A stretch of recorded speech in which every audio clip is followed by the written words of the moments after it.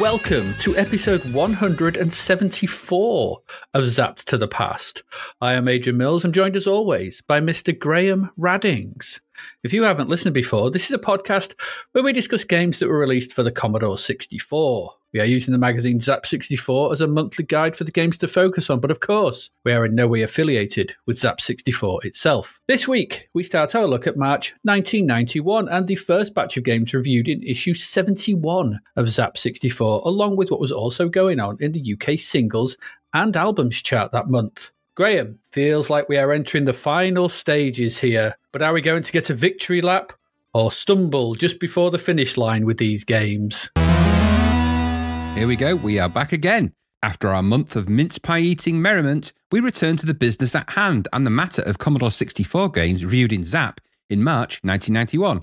So in a month that saw Martin Scorsese receive the Best Film BAFTA for his film Goodfellas, we head to the fancy roads and raceways of Formula One, this time guiding at least two wheels around the bendy single-car tracks in the C64 conversion of the arcade smash, Super Monaco GP, before grabbing our machine guns, or their C64 equivalent, and heading for a slide down some dreary 3D corridors in the reprehensible C64 arcade conversion of Line of Fire. The arcades were getting pretty complex in the early 90s, 3D, multiple CPUs, multiple GPUs, light guns, hydraulics, and that's just the penny falls.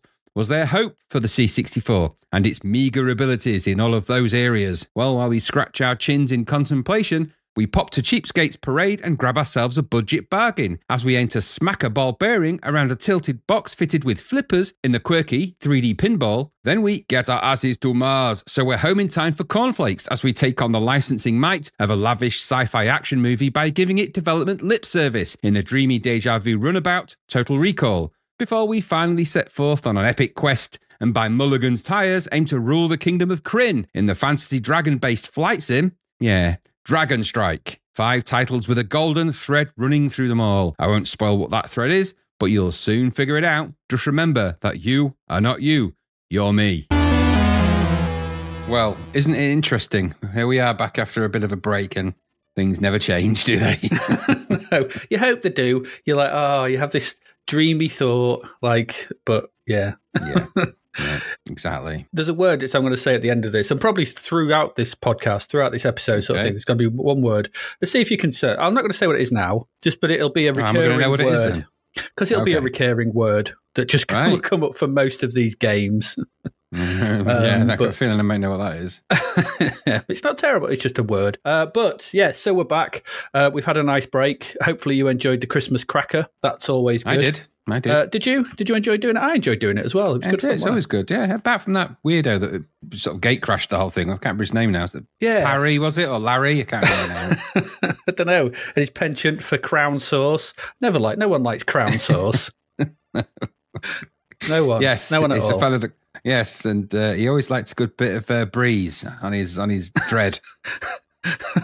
He's such a weirdo. I don't know what that means actually, but yeah, he's the weirdo. Yeah, okay, yeah, but yeah, it was good fun. And of course, Christmas has been and gone, hasn't it? It went like a missile. Actually, it was fast. Yeah, fast, like a rat out of an aqueduct. It was. Yes, actually, yeah, similar. I felt like I had an advent calendar and I ate it in 12-day chunks. That's how fast Christmas went. I was like, I've got my advent calendar. Yay! 12 days later, I've got 12 chocolates to eat because I've been that busy. I haven't even looked at it for 12 days. Oh, you forgot? Oh no! No, I was just too busy to think about it. Just racing around, busy. It's been a very busy period.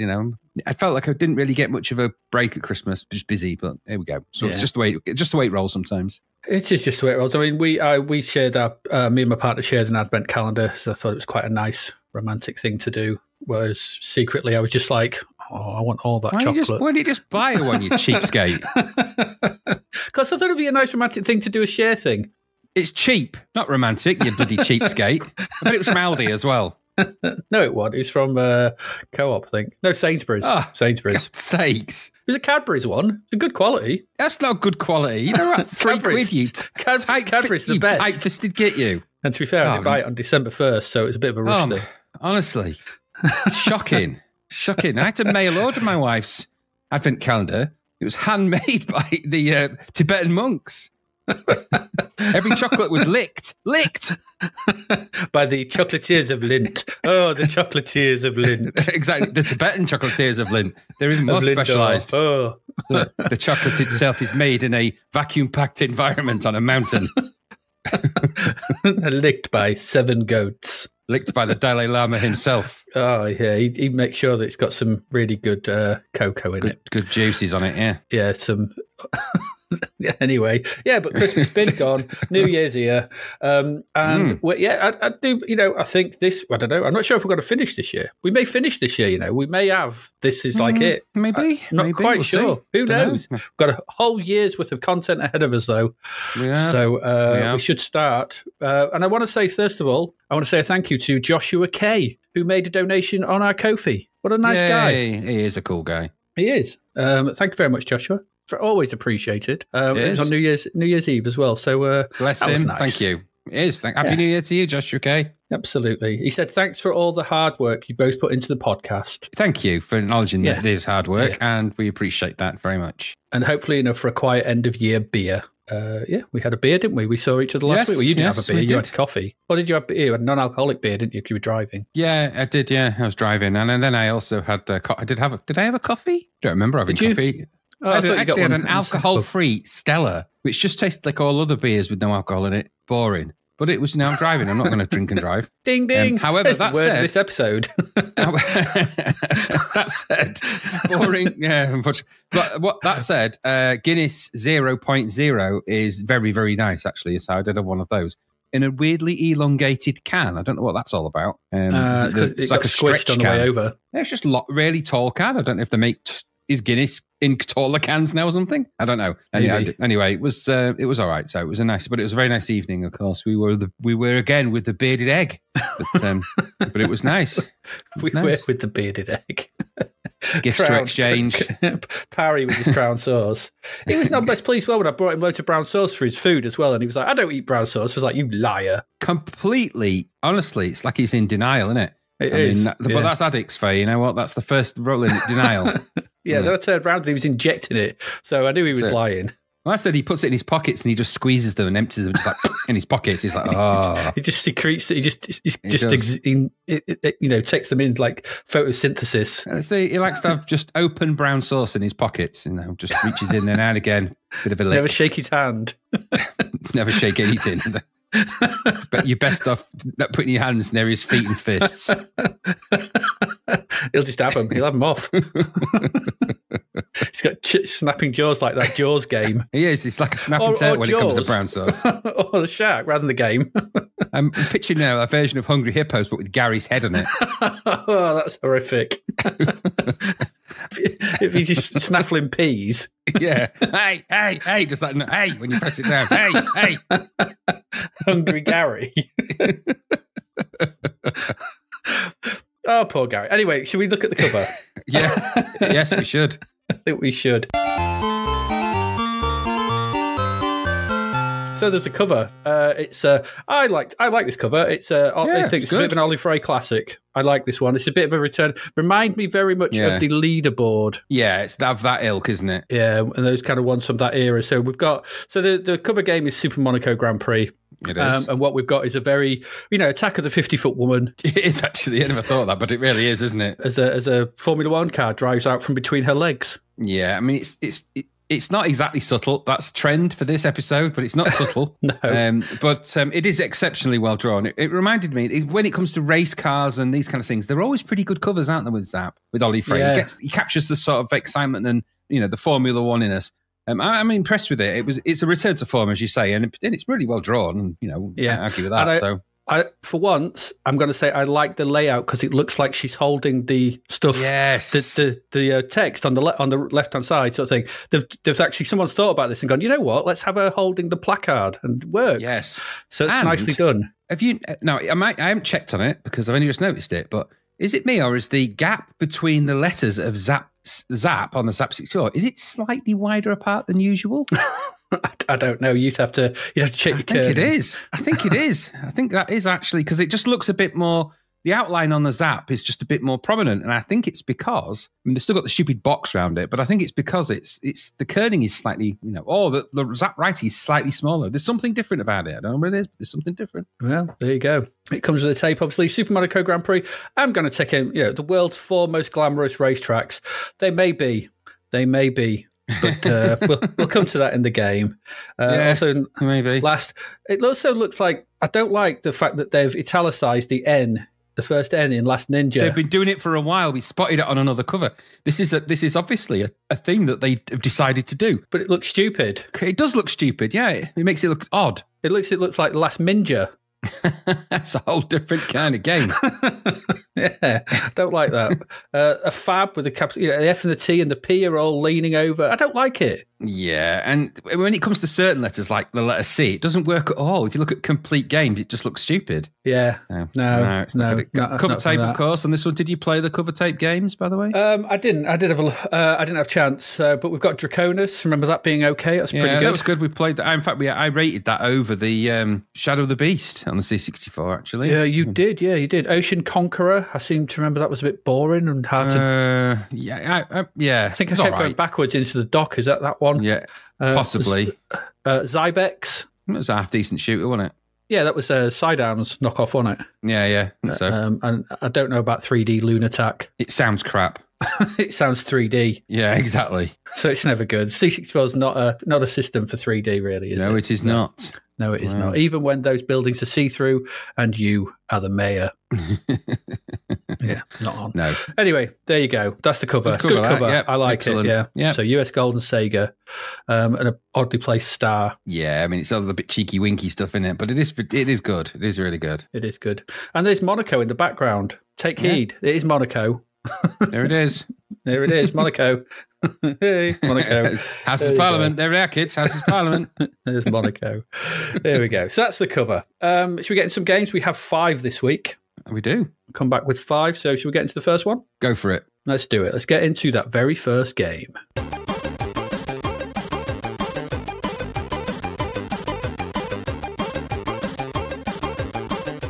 And it is, of course, it's the cover game. It is Super Monaco GP. May as well be. May as well. It was a sizzler. 90%. Ooh, 90? Yeah, 90. £10.99 as well. Okay. It isn't the highest scoring game this week. I just put it on because it's the cover game and we're back. So we're covering it first. We'll obviously look at Last Ninja 3 next week. But this is indeed Super Monaco GP, originally released in the arcade in 1989 by Sega.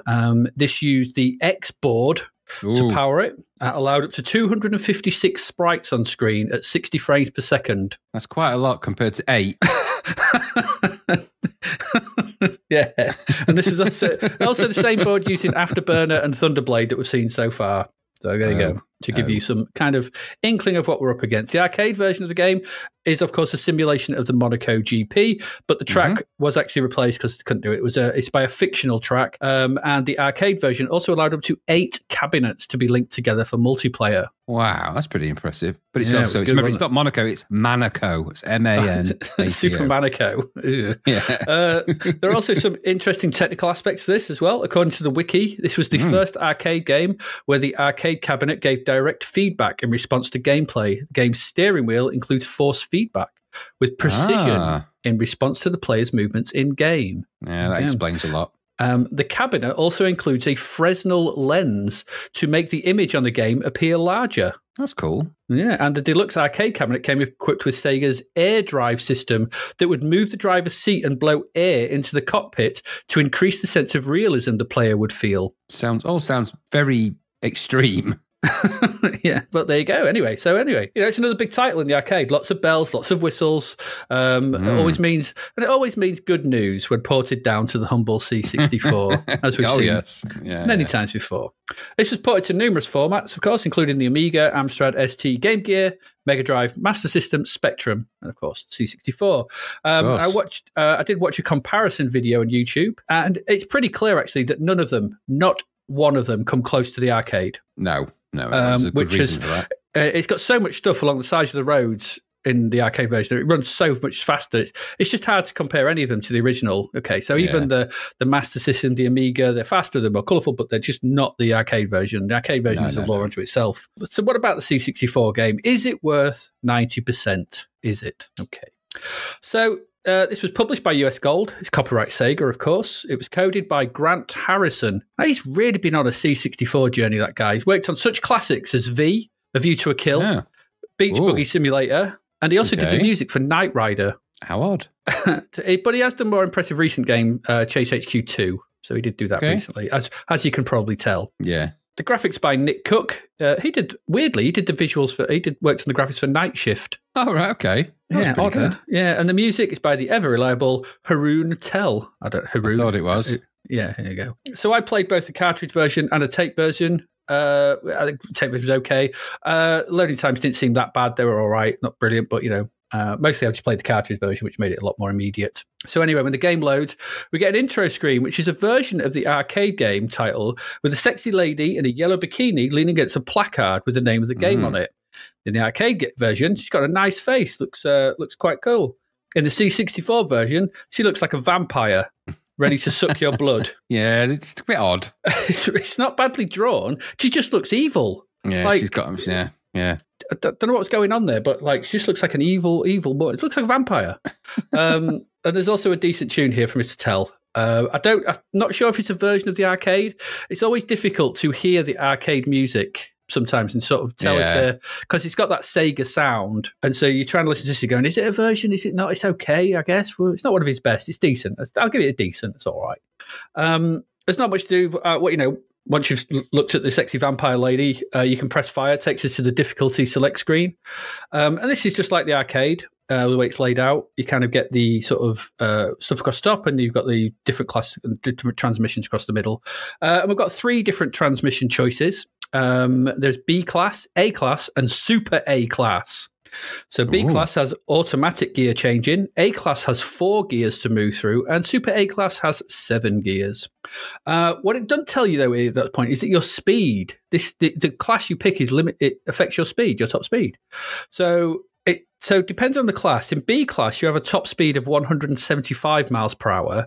A class has a 180, and Super A class has 199.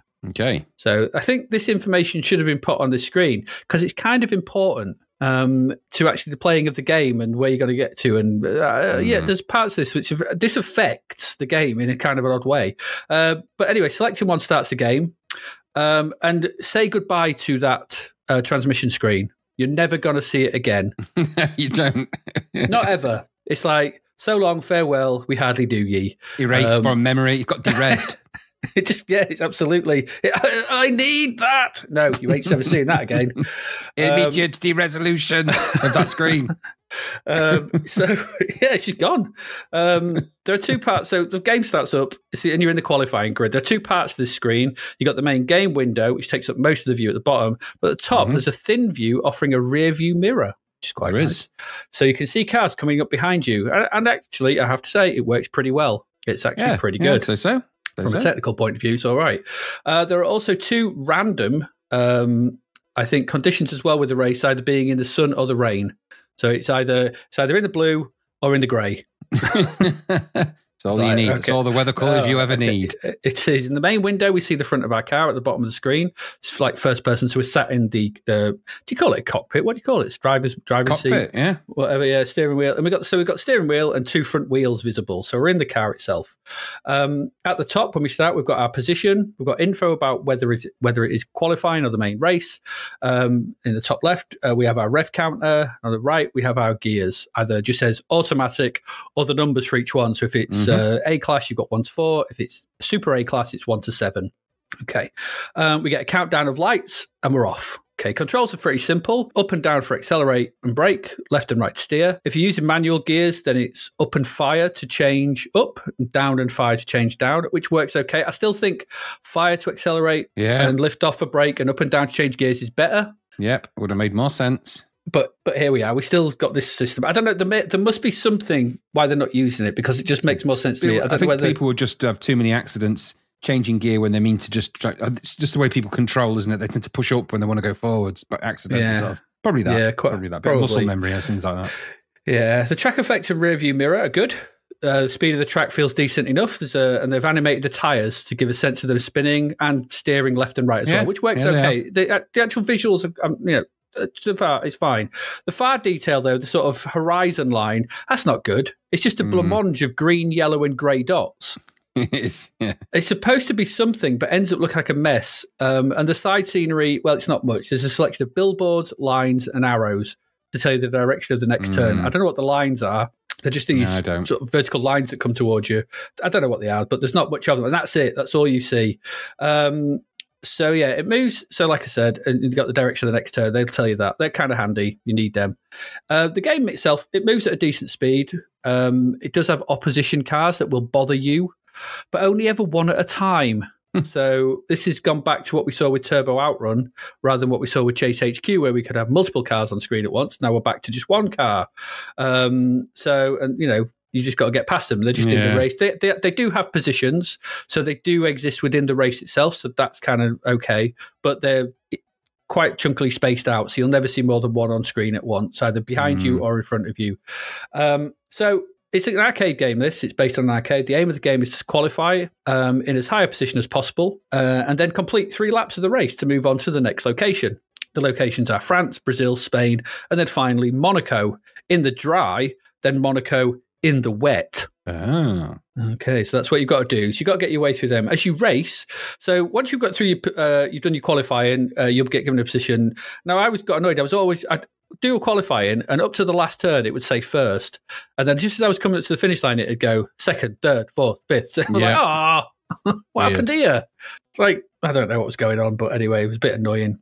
Maybe it's because I was just going past it. I get it anyway. As you race, you'll get a position limit that you must be under at all times. So this is where it borrows from the arcade game, like in that, it's almost like a last man out type effect. You can see this in games now, So in France, you've got to be 7th or higher. It starts off higher, so it'll start off like you've got to be 11th. As the game progresses, as you go through the 3 laps, it will count downwards. So 11th, 10th, 9th, and you'll end up 7th. You've got to finish 7th or higher. It's 5th or higher in Brazil, 3rd or higher in Spain and Monaco in the dry, and you have to win at Monaco in the wet, or it's game over. If you drop below these positions, then it'll give you a warning, like there's a warning. It'll start flashing. When have you ever known a siren to be a good siren? It's not a good siren; it's a bad siren. And it basically tell you, hurry up, get past the person in front of you, because if you don't, and you get a very short amount of time to do this, there's no countdown or anything. You don't know how long you've got, but it's quite short. It's just because game over, you're done, and you got to start all over again, back at qualifying. You'll also get a game over if you crash into the trackside scenery at high speed. And once again, if you do that, you have to start all over again. It's just game over, instant game over. You can hit the trackside at lower speed, and that'll just slow you up. But if it's at high speed, that's it. Done. You're done. And really, that's it. That's kind of it. It's the support of the arcade game. So that's there's nothing much more to this. So, from a technical point of view, it's pretty good. The track and the rearview mirror are well done. The other cars are a little blocky and not the worst I've seen. They do scale up and down as they approach you from behind or disappear into the distance. I can't, and the road is fast. It looks like a decent road. Fast stuff is not very good, but the stuff that's moving is all right. Yeah. Okay, so that's all good. However, the word of the day, it's painfully boring. It is. Which is it's really, really dull to play. It's boring. All that excitement and flair of the arcade has been surgically squeezed out until we are left with a technically competent but deathly boring racing game that also has, in my view, some unforgivable flaws. The main one is the speed of your car. So remember how you can only go 175 mile per hour in automatic mode, right? Yes. Yeah, that doesn't apply to the other cars, no, which will blast past you and drive off into the distance. So it's like, hang on. So they only go slower on the curves where it's very difficult to get past them because of the nature of digital steering, trying to sort of get round something on a narrowish track, going around them. It's a pain in the ass. So, but then once you get round the corner, they'll bloom off again. And you're like, oh, I've got to do that again. So that's really, this means should you drop below the required position the game's asking of you, if you go below 7th, if you go below 5th, whatever on those tracks, you're like, you've got no chance of catching them up. None. Absolutely and not. It's quickly game over and start again. So you're always pushing around the corners to go as fast as you can, which then also means you'll probably skid off, hit a land, hit a side of the road, and it's game over. It's frustrating. And when it does start over, okay, this might be a good thing, but it just restarts. It does. It just goes back to the beginning, the qualifying, and it's like you've got no option to change transmission. You just start again. It's very jarring. It's like, ugh. I was like, oh, it's just buggy. But I watched a few videos on YouTube of people playing it, and they're like, no, this is it. This is how it works. I was like, oh, that's really weird and a bit sloppy. So it means if you want to try and play with manual gears to get more speed, you've got to reload it. Now, Stupid. Would have been how painful would that have been back in the day? You're learning it and you realise, oh, this car don't go fast enough in this mode. All right, I'll change it. Oh, I've got to reload it on tape. Oh, and because each track is a multi-load as well. Yep. That's painful. Then we've got the visuals, and they don't seem to change from track to track. No, I didn't. Which I thought they would.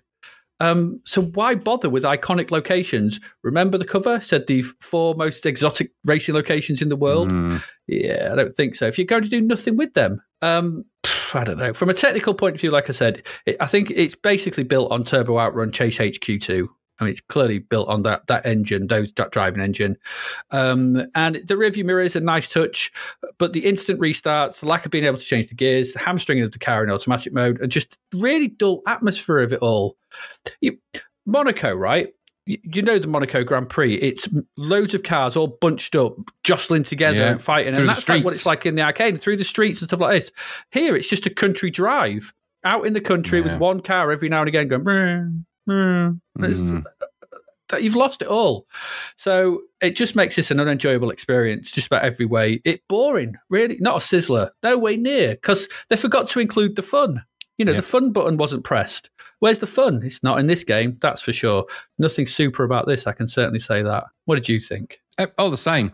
It wasn't exciting. Formula One's pretty exciting from what I understand by it. I mean, I'm no follower of Formula One, but I do know that it's probably more exciting than this. I mean, my frustrations were born from a few things. So firstly, I tried it in automatic mode because, you know what, I'm just wanting to, and like you quickly find out you're never fast enough, like you said, which is dumb. Also, it's totally unforgiving in that if they never slow down for anything. And I mean, not even the corners. Now, you have to slow down for the corners in this or you'll crash. So they should be slowing down too. And they don't slow down enough. So you can never catch them up. You can never be anything other. Now, weirdly, as I was driving, even though I wasn't overtaking anybody, my position was getting better, which is something I couldn't figure out.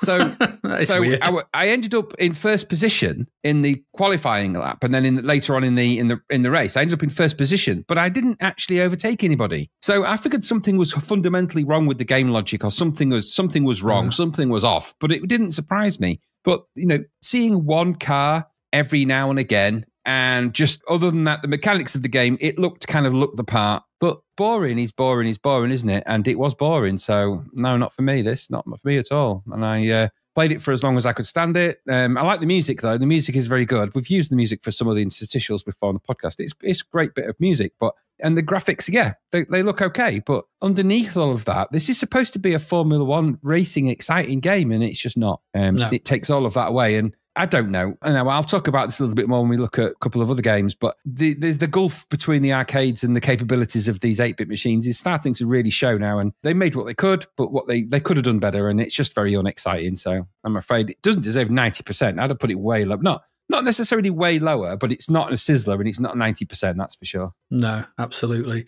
One thing I will say, though, is it's better than the Amstrad version, which if you look at that conversion, we'll post a link to the sort of conversion of, the comparison, of all the others. The Amstrad version is unbelievably bad. Yeah, it is.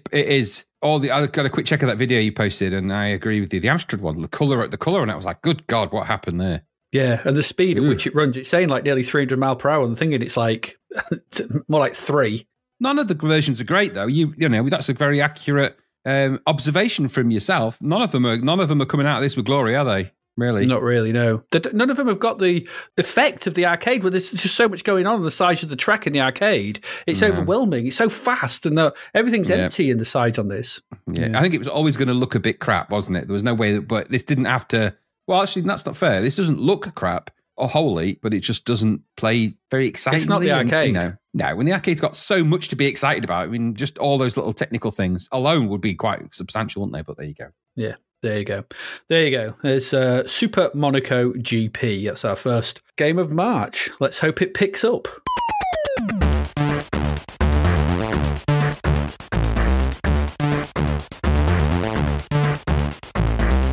And Graham, it's here for you to tell us whether it has picked up. We're still in the arcade, of course. It's Line of Fire. Well, we looked at the crap vert, didn't we, for this? We did. And indeed it was crap. Hold that thought. Anyway, is all I'll say here. This was another 10.99 game, another US Gold published Sega arcade conversion. This was developed by Creative Materials. I would argue that none of those were used in the creation of this piece of shit. And it scored a summary 32%. That's pretty low, isn't it? Pretty low. Still generous. So the coder here was Mike Hutchinson. He did the great Hard Driving. Oh, and Bomb Jack 2. So, okay. Graphics, Andrew McCarthy. He did E-SWAT and also Hard Driving. But the musician, good old Dave Lowe. He did Power Drift, P-47 Thunderbolt. They were good musics in those. Yeah, they always are. Yeah. So, Line of Fire then, or Bakudan Yaru, as it's known in Japan. It was a first-person light gun shooter game developed by Sega and released for the arcades in 1989. It was released with 2 arcade cabinet versions, a standard upright and a sit-down cockpit, both featuring 2 positional guns. The cockpit design allowed the players to sit down while playing the game, while having 2-handed machine guns controlled by a potentiometer-controlled gun alignment software system. Whew, that's heavy, isn't it? The game follows a 2-man commando unit as they try to escape from a terrorist facility after seizing a prototype weapon. Don't go grabbing the weapons. The arcade game was praised by critics for its pseudo 3D graphics and cockpit cabinet, but with the gameplay criticized for being derivative of Operation Wolf and Operation Thunderbolt. There's a reason for that, because it's basically kind of the same idea. I don't know that I would criticize it for being derivative, but okay. Yeah. Just because I know you like this kind of thing, in Japan, Game Machine listed Line of Fire in their February the 1st, 1990 issue as being the 3rd most successful third upright arcade unit of the month. In the United Kingdom, it was one of the top 4 highest grossing arcade games during early 1990, along with Teenage Mutant Ninja Turtles, Tecmo World Cup 90, and Super Masters. In North America, Line of Fire was the top grossing new video arcade game on the Replay Arcade charts in July 1990. It's a pretty big hit. Yeah, pretty big hit in the arcades. Big game. Yeah. Big game. Used some pretty powerful hardware as well. Now, I didn't actually dive into the arcade tech specs for this, but I don't need to. It's the Sega game of this magnitude, therefore it's going to use some proprietary System X scalar tools. Does it matter what it uses? No. The important thing here to note is that it's got 2 positional guns on the front that use a light gun type feature. That's important to note. So, and it was also, I think it's described as one of the first game on rails, or rails games as they call them, I guess. Rail shooters. So, and this format for these games, obviously, it had some longevity. I mean, you still see them in some arcades now, these kind of games, the House of the Deads and all those ones where you trundle along. And later, of course, Sega and other companies exploited this for Virtua Cop. And there was loads of them, weren't there, where there was that kind of, it went forward a bit and stuff happened and on the back of the truck. There's an Aliens game like that, I believe. Anyway, it's all by the by. There's loads. So the C64 version of this then, well... its pedigree isn't exactly great. Let's just say that, because if someone said, what games have you got? We need to know that you've got great experience with this. What have you got? Hard Driving. You'd go, did that get released? But that question didn't happen. That conversation never occurred, did it? So you'll start the game, and now let's say you'll regret ever playing this thing, but you'll start the game, and you'll get a basic title option screen. This is as basic as it gets, and it doesn't bode well. It's so basic. So this is just a text screen with some basic instructions on it. Now, there may be some bits of this missing because the version I played, you don't really know, do you? But I'm going by what I saw, and the impression I get is that there isn't much more to this, even from the YouTube videos and stuff. No. So with whether there was a loading screen, I don't know, and I don't care. When you get to the title screen, it just says line of fire in text. It looks to me like it's a derivative of a Commodore font. It uses upper and lower case. You don't often see that in exciting games. That's like that's text adventure sort of talk, isn't it? Yeah. And then you've got an option. So O for 1-player start, T for 2-player start. Okay. Left shift is the grenade for player 1. Right shift is the grenade for player 2. F3 sound off. F5 sound on. I wonder if these were written by Mr. Miyagi, these controls. F3 sound on, sound off. 1 player on, 1 player off.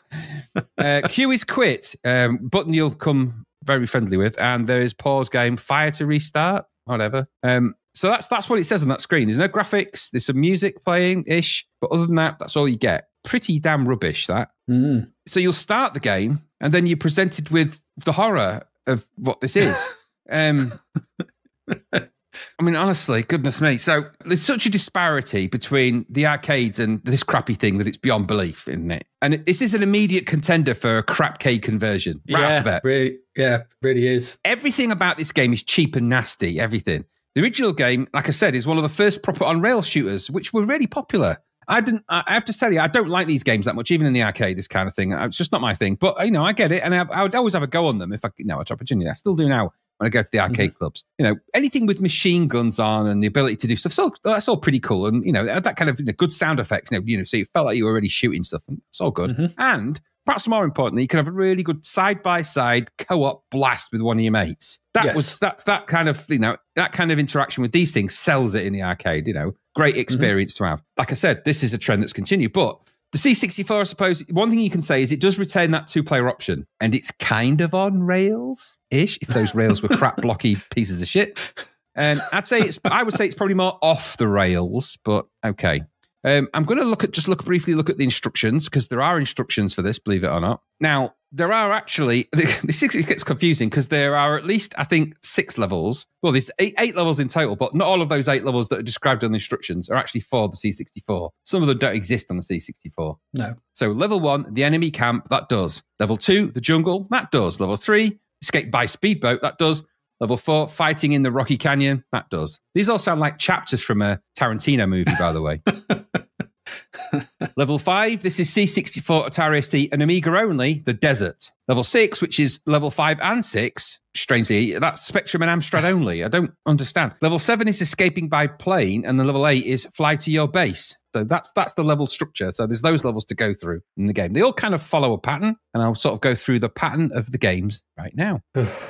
So the game then, like I said, you start with the O or the T button, and then some loading shall happen. And then when it starts, you control the crosshairs with your joystick in a similar way to you control all crosshairs with joysticks on C64 games. Not well. Fire button shoots bullets. The appropriate shift key, left or right, shoots a grenade, of which you have 3 to begin with. Top of the game window is the UI showing your score, your life energy bar that depletes as you take damage. And, of course, the number of grenades, here depicted by bomb icons. Note, they are not the same thing. Bomb is not a grenade, a grenade is not a bomb.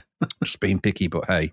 Below that is the quote-unquote game window. In the first level, the enemy camp, you are gliding down a series of stripy cyan and orange corridors under attack from enemy soldiers. They kind of shuffle and fidget towards you in Crapovision 3D, in a version of sprite scaling that involves no scaling, or at least none as such. These soldiers are generally green or brown, can be stood upright, crouched, or in combos of those things, and will shoot at you and fidget towards you as you glide along the corridors. Eventually, you will reach a corner, and the extent this game will attempt turning in 3D is done at this point, so you just jump to the next boring long corridor. You also get the occasional badly drawn block barrel. Of course, there's barrels strewn. Barrels. Why wouldn't there be barrels strewn around? No, nothing says enemy base and enemy camp like strewn barrels. We've said this before. And there's soldiers attempting to hide behind them. They're usually given away by the broken multiplexer or the odd barrel that just vanishes as you shuffle towards it at the embarrassing frame rate of whatever that is. And don't be fooled by thinking the frame rate's fast. Just because they've got some kind of tacky, scrolly effect on the quasi 3D corridor, that doesn't align to the actual speed of anything. So it doesn't really work all that. It's meant to be 3D. I can tell you it's not at all, really. It's an attempt. You do get other levels in the game. as it tries to kind of follow the trajectory of an arcade. I'm not sure it's this arcade, but an arcade. So there are levels in the jungle, on the river, in a canyon, in the desert. Like I said, some of these are kind of meant to be moving backwards. So you're meant to be sat in the back of it. I think you're meant to be in a Jeep in this, aren't you? And you're sort of traveling forward, or at least parts of it. And certain parts you're on a vehicle traveling backwards. In this part, you're on the jungle traveling backwards. So things are actually going away from you, and you're trying to get you. You get the idea of it anyway. So you're on the back of a vehicle of some kind. I don't know what it would be. It's all on rails. I'm guessing a train, really. It's on rails, I guess. Who knows? Anyway, it's not very convincing, and it's certainly not very well presented on the C64 either. Gone are the preamble, setup screens, all of the arcade razzmatazz fights. That's all gone. Gone is all of the razzmatazz. Gone are the machine guns. Gone is the sprite scaling and all of the arcade finery. This is an arcade conversion reduced so far down the 8-bit path as to become kind of laughable. Obviously, this is leaning on the whole Operation Wolf kind of idea, and on the C64, that just about got away with things because it's side-scrolled, didn't it? Didn't try that stupid daft 3D effect. Here, you are attempting to push the machine into uncomfortable territory, and with this kind of thing, the results are usually bad or really bad. Not many games have pulled this kind of thing off. Certainly not the scaling idea. Very few have ever done it, and those who've tried died. Anyway, the controls are horrible, but atypical of this kind of thing. Using the joystick to aim is tedious, and the collision is so off that spraying bullets doesn't even help. Animations for anything are reduced to a few frames, so explosions look awful. Later in the game, you have badly fidgeting trees, horrible helicopters, and terrible tanks. The list goes on. There are bosses too. At the end of level 1, I was assailed by 2 larger, badly animated fidgety soldiers that threw near impossible bombs at me that I couldn't avoid. And I ran out of energy and then died pretty quickly, which is something that you will do a lot because the difficulty spike in this game is daft. It all feels unpleasant and feels really cheap and nasty, I thought. The game over screen is painted in white colour character spaces. There is literally no saving grace or effort. This is poor on every single level. And just speaking of the graphics in the game for a moment, there have been other attempts at this kind of thing that aren't quite as embarrassing as this one is. But I mean, come on. The corridor effect, I get what they were trying to do. They're thinking, how are we going to do this 3D effect? So you're basically rolling down a purple carpet or like a bluish carpet in some kind of series of corridors. Now, when you get to the jungle scenes and the other scenes, they've obviously done an effect where you've got trees at either side and stuff like that. And it's just not very effective and doesn't really work. Now, all of this might be forgiven if you had enemies that made sort of sense to shoot at, but their scaling is so completely out that it defies belief. So you've got tall soldiers that are clearly too tall for where they should be in terms of their height. So these soldiers get smaller as they get closer to you, which is really weird. So they shrink or you grow. I don't know which it is. So the perspective's all out of whack throughout the whole game. So then you end up with helicopters the size of soldiers, tanks the size of helicopters. What's going on? It's all over the place. And I don't like that kind of thing. And these aren't details that you need to skip over. These are really important things you need to get right if you're going to make a game like this. And they didn't. So like I said, poor on every level. What this does show, though, more than anything, is that the distance between the capabilities of the C64 and the new arcades is now a gulf that cannot be bridged. These arcades are using multiple 16-bit CPUs, buckets of graphic power, multiple graphic processors, sound processors, hydraulics, light guns, kinetics, sprite scaling, all this advanced technology, graphic pipelines to which the C64 can't even compare with. The C64 is no longer able to support them, and this really should have been acknowledged by these rogue publishers and just not attempted. Don't attempt them. It doesn't need to happen. At this point, I felt that it's just ripping people off with this kind of thing. No one is walking away, like you said about Monaco GP, actually. No one is walking away from this conversion covered in glory. The developers were given a fool's errand. The publishers are chasing the last few pounds that they can make out of people. But ultimately, the game-buying public are being duped and ripped off. That's not very pleasant, but it's the US Gold MO, isn't it? This is 2 games of theirs, both of which are overpriced, both of which are one is infuriatingly boring, and this one is just crap all the way. 32%. I think that's way too high for this. This is shocking, and it's crap. No. What did you think? When it started, I was like, have I loaded the wrong one up? Have I loaded something up from 1983? This title screen. It's just another game called Line of Fire. What the hell is this? It's appalling. I've written exactly what you've written. On every single level, from visuals to speed to playability to sound, everything about this is risible. It's awful. Yep. It's not very often I was lost for words, but I was genuinely lost for words playing this. I was like, I don't even know what the hell has gone on. I mean, I get it. It was never going to look like the arcade. Fair enough. But Operation Thunderbolt's probably better than this. Yeah. And that was done in 12 days, and that was crap. But then you've got, this is a contender for one of the worst ports on the machine I've seen. Another one. I'd hope this wins Crapcade conversion because I don't want to play anything worse for the rest of this year. Yeah, I just hope this is the winner. We've seen the winner, and I'm happy to give it to it because if there's something worse, I'm going to be sad. And like you said, we've had other move into the screen shooters. If you think about, go back to early days. I mean, they weren't great, but things like that Stealth. You remember that Stealth game? Yeah, I remember that. But I know it's different kind of thing, but it's essentially the same sort of thing. You're moving into the screen shooting stuff. It can be done if it's done with the right. Even Buck Rogers and stuff like that go way back. Yeah. Sky Fox. There are all that sort of thing. Yeah. This can be done, but I don't know what's going on here. I don't know. I don't know how they thought this was okay to release. There's no game here. Just wobbly soldiers coming at the wrong scale towards you. I'm shocked that this was at the start of 1991 and this was considered fit for release. I'm just generally a dreadful thing. I feel sullied by having to look at it. Only thing I can say is you take it away, burn it, go back in time and erase it. Erase it from the timeline. This is one of those games which needs to be erased. This is god-awful. I was not expecting this. I mean, the crap vote was crap, but it was stupid. This is, I don't know. Risible. Horrible. Awful, awful, awful game. What a dreadful thing. Line of shite. Hey, I like it. There you go. 2 US gold conversions to start March off with. Not very good. Not very good at all. Let's go take a break, Graham. I think we need it after those two. We're going to come back. We'll come back. We'll talk about some music when we'll see what's going on with singles and albums in March 1991. Please stay with us.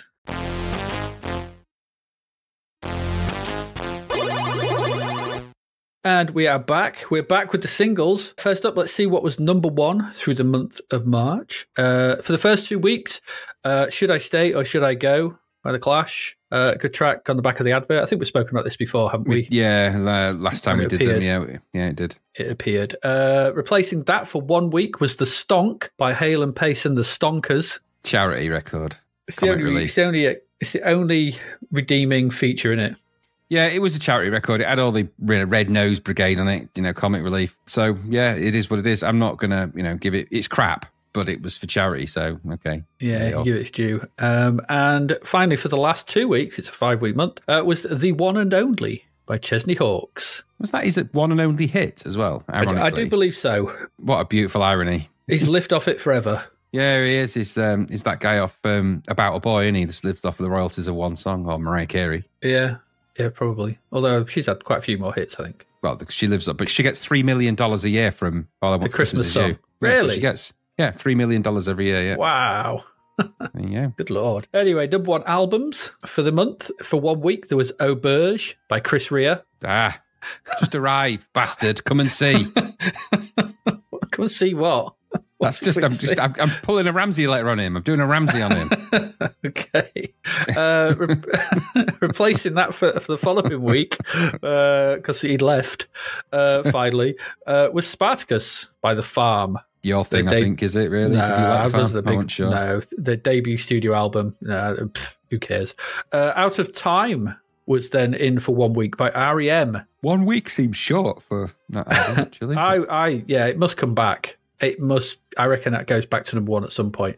But this was a huge album. It was out forever. This was their big hit breakthrough, wasn't it? Their massive big breakthrough album. I don't know enough about R.E.M. but it's got the ones the singles off it were the big ones, weren't they? So it must be. Yeah, it is. This was it. And finally, for the last 2 weeks, there was the greatest hits by Eurythmics.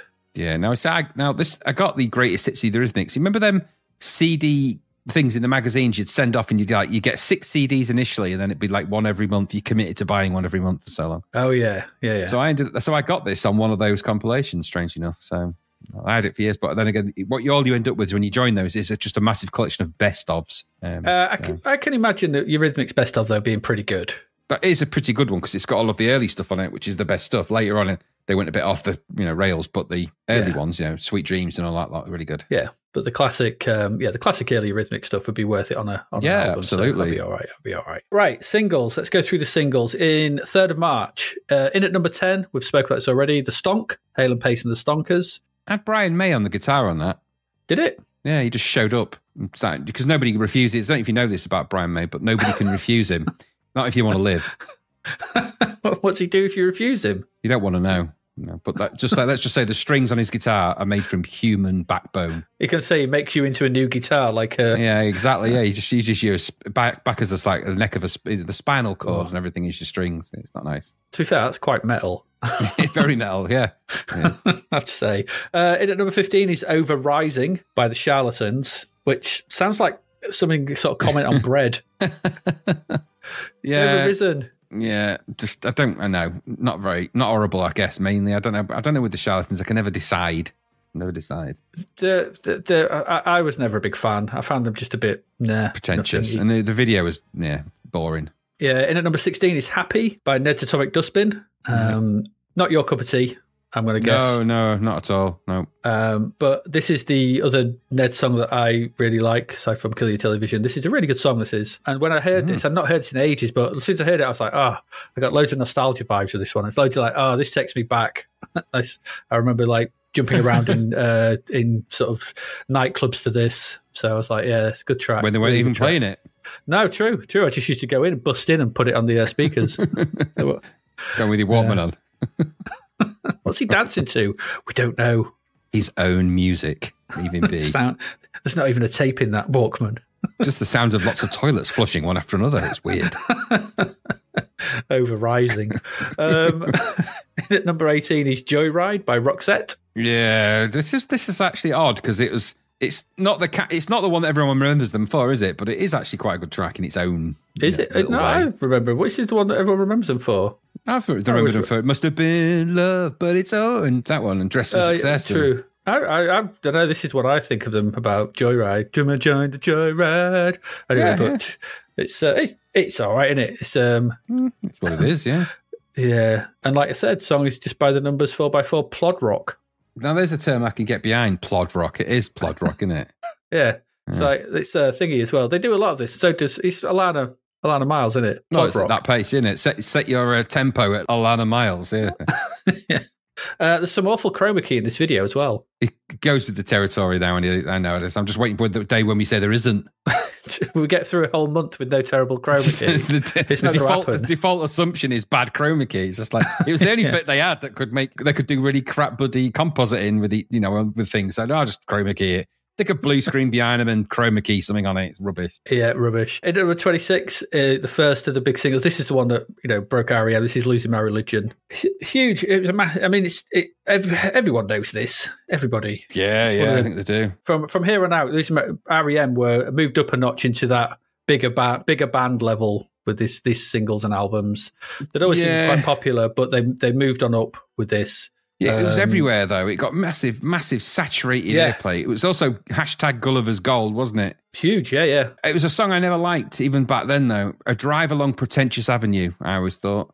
I tolerate it a little bit more now, but I still mini-sick when I hear it, because the video's wankery of the highest order for me. Yeah. I can get it. The video for me feels very Depeche Mode, just not as good. But yeah, I've heard this so much that I don't know if I've actually got an opinion on it, because it just is losing. It's just a song that it's massive and it's just there. It's one of those songs that would be always played. It got played to death in gullies, always, every week, every night. It was from the moment this was released. It never did. There wasn't a week went by when it didn't get played. So as soon as you hear that, the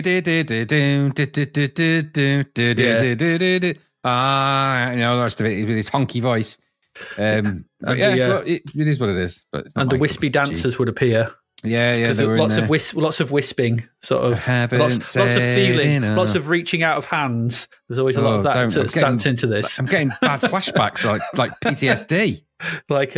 People singing and closed eyes and reaching out for stuff, reaching upwards. I'm getting PTSD because I think we were on there doing that at some point. Yeah, we were. It's so bad. I'm embarrassed to be me. It is what it is. I'm going full Sarah Connor on this. I'm going back and I'm going to terminate myself. I was 19 at the time. I'm allowed to do stupid stuff back then. Oh God, we said too much. Or did we say? Haven't we said enough? I think we have said too much. Yeah. Anyway, losing that one. Number 40 is "Around the Way Girl" by LL Cool J. No. Now you know what? I'm going to just stop ourselves in the tracks here. Modern lens on this, and maybe we shouldn't look for things with a modern lens. We have to. this video and this song are so horrifically offensive and troubling. This isn't something Mr. J should be proud of, in my opinion. I thought it was horrible. It was even bad and bad taste then, and it's just not very good. And it's actually, now again, even with a relatively modern lens, it's just a bit creepy and a bit, no. Let's not talk about that one anymore. It's not It's not a particularly good song either. Number 41 is Loose Fit by Happy Mondays.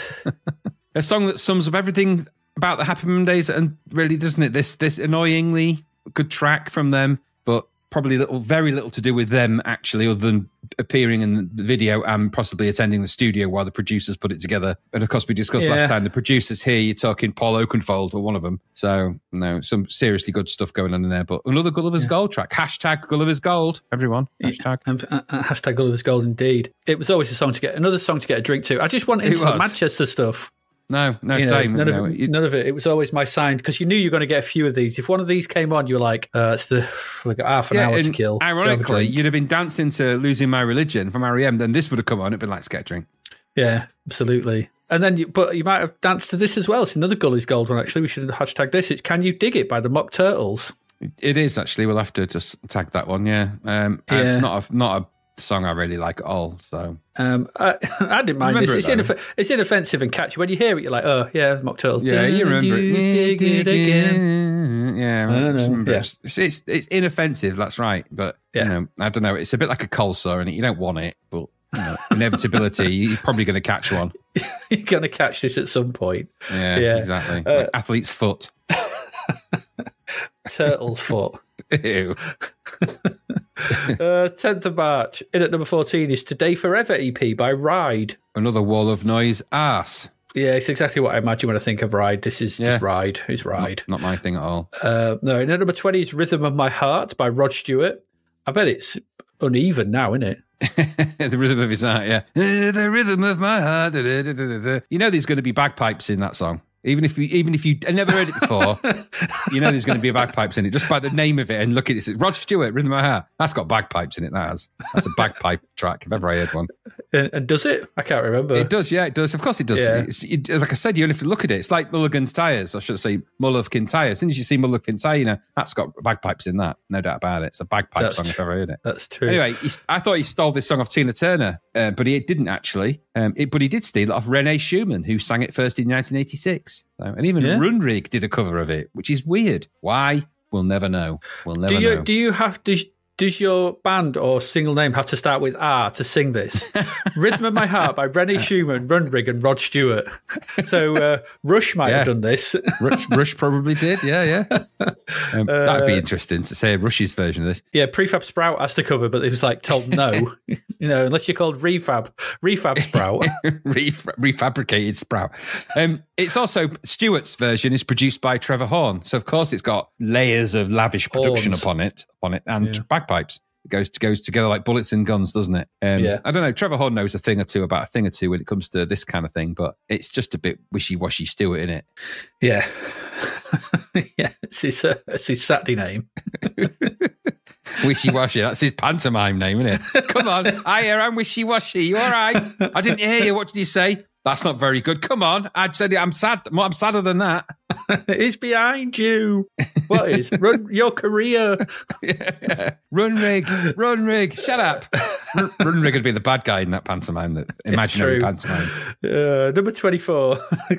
Yes, I'm going slightly mad by Queen. So. Bit painful to watch the video for that, really, given how horribly sick he looks in it. So. Yeah, he doesn't look very well, does he? The song's a bit weird as well, isn't it?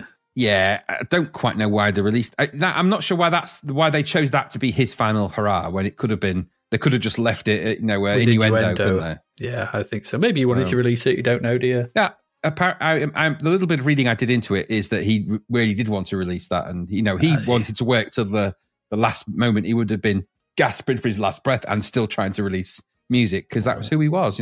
It's very sad, but. Bless him. Yeah. And at number 30 is Hangar 18 by Megadeth. Jump from the sublime to the ridiculous there.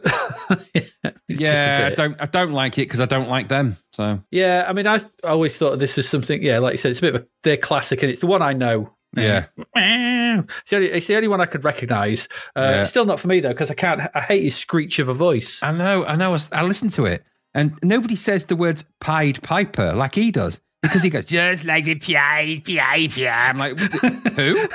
Did you mean the Pied Piper? No, it's like the Pied Piper. It's the Pied Piper. I'm not interested in whatever you're selling. Get away from me, you shirtless buffoon. Read the sign on the door. No screeching. No Megadeth. You're not welcome. Now bugger off.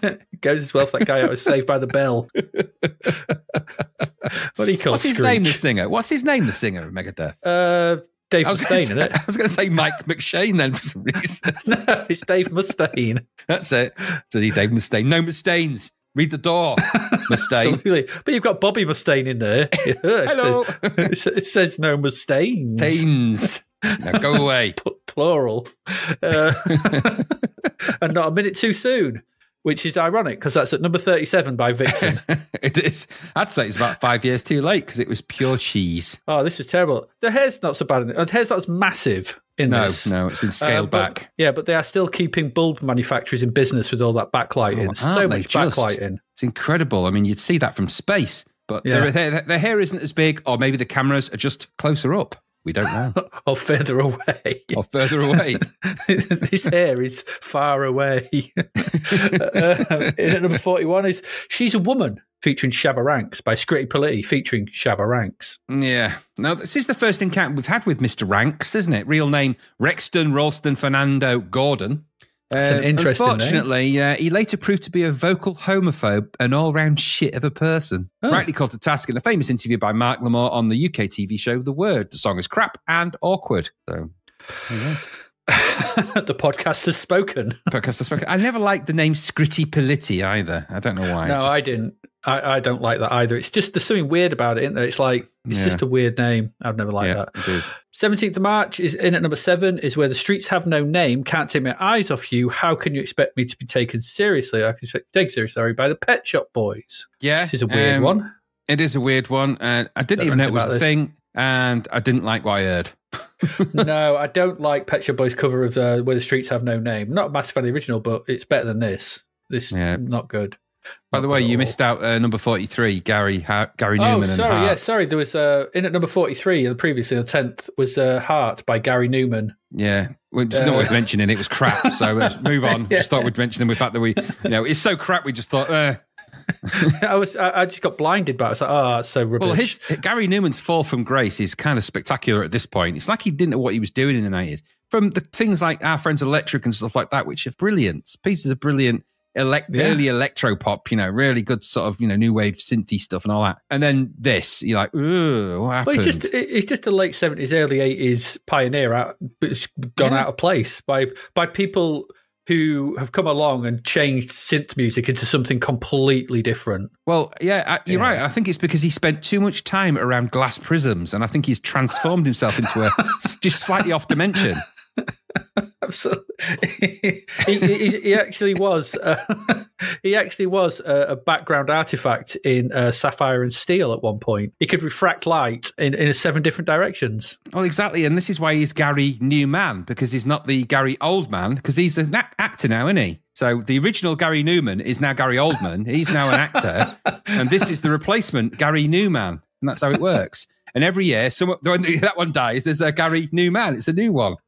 It's a Numan as well. Isn't that a sort of brand of male help stuff? It is, I keep seeing them advertised. It is, if you're thinning of hair, you can get that as well. And if you're thinning of testosterone, I imagine it probably helps. But that's the conundrum of Gary Numan. If you're ever wondering why they're not quite as good, because every Numan that came along wasn't always as musical. So you can't, it's always a copy of a copy, isn't it? And you always lose a bit. It's like when you're photocopying something, you always lose a bit of the original detail. One of the Gary Numans went on to form a hair loss company. That's how diverse they are. You can't make them all musicians. Just clone them and make musicians from other dimensions. It doesn't work, and we've proved it in tests. But if you want to see the original Gary Numan, go and watch a Gary Oldman film. Yeah, absolutely. Go watch Dracula. He was an old man. He was an old man, then a new man. He was a new old man playing an old man in a new way.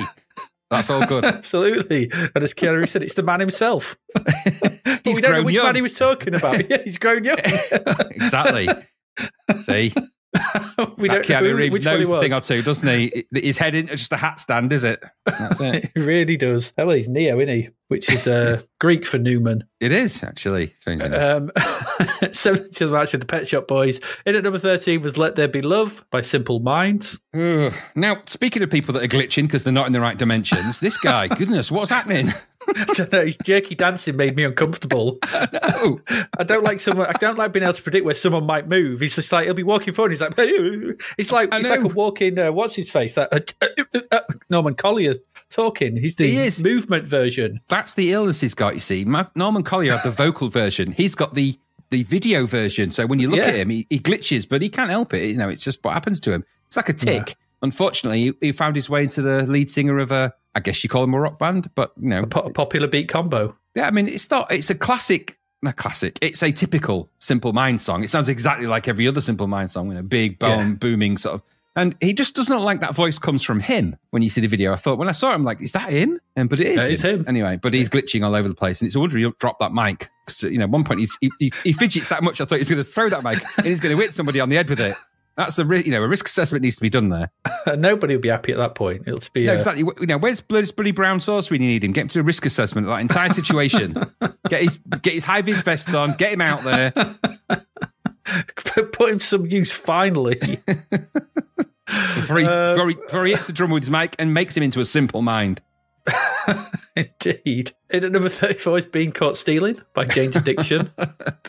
Do you know, right? This band, honestly, they're an American rock band formed in Los Angeles, 1985, can't you tell? Mm-hmm. Perry Farrell, Dave Navarro, of course, Steve Perkins and Eric Avery on bass. Were they put together a band or something? I don't think so. I don't know the mechanics of it. I don't know what the realities of it, but they were quite concept, weren't they? Each album was a concept unique to them, I think. I don't know. I never liked them. I found them annoying. No, they achieved some kind of cult status, didn't they? Yeah. And I remember hearing that in another, I wouldn't say it was Gulliver's Gold. I would say this is kind of Gulliver's Bronze. It's sort of, it was played now and again. Yeah.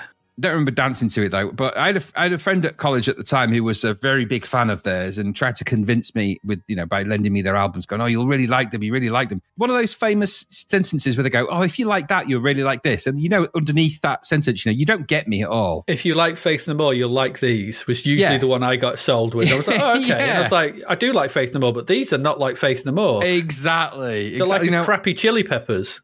Exactly. Now, I made no secret, both physically and, from a physical perspective, I made no secret of my liking of Ministry at this time. I wore Ministry t-shirts, combat trousers, pretty heavy industry-looking boots, and I had long straggly hair and looked quite dangerous, actually.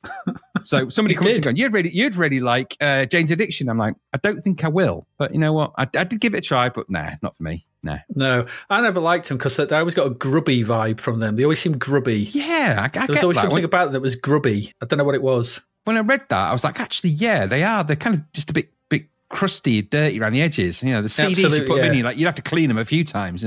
Yeah, true. A bit sort of thing. Crusty, just dirty. You'd have to give your bath a real bleach after they'd been in it. You would. Yeah, you wouldn't want them around your house, would you? No. They'd be leaving, cigarette butts everywhere and stuff. Yeah, and it'd just be, with that smell. That smell. There'd be that smell about them. They haven't bathed in a week, but one of them just overdoses themselves with coconut oil to make them so you don't really notice that smell.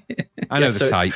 Yeah, beef coconut oil. That's what the smell combo is. Exactly. Steal your magazines and possibly your cushion covers. Them's the kinds. Yeah, I don't like them. Grubby. No. Anyway.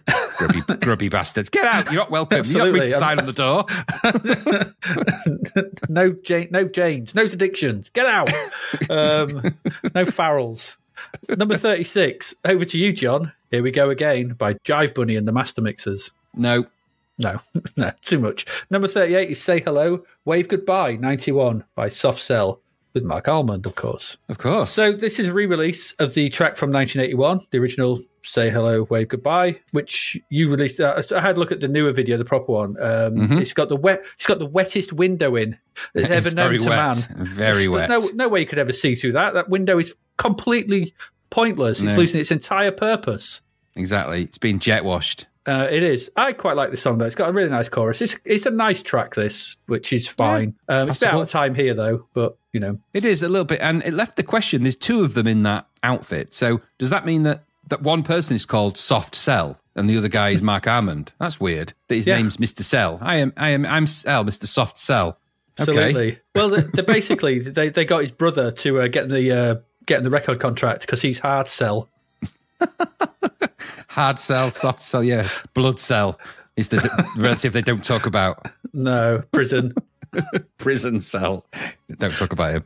No, but yes, all the family cell were probably involved at some point, I imagine. But they were. Okay.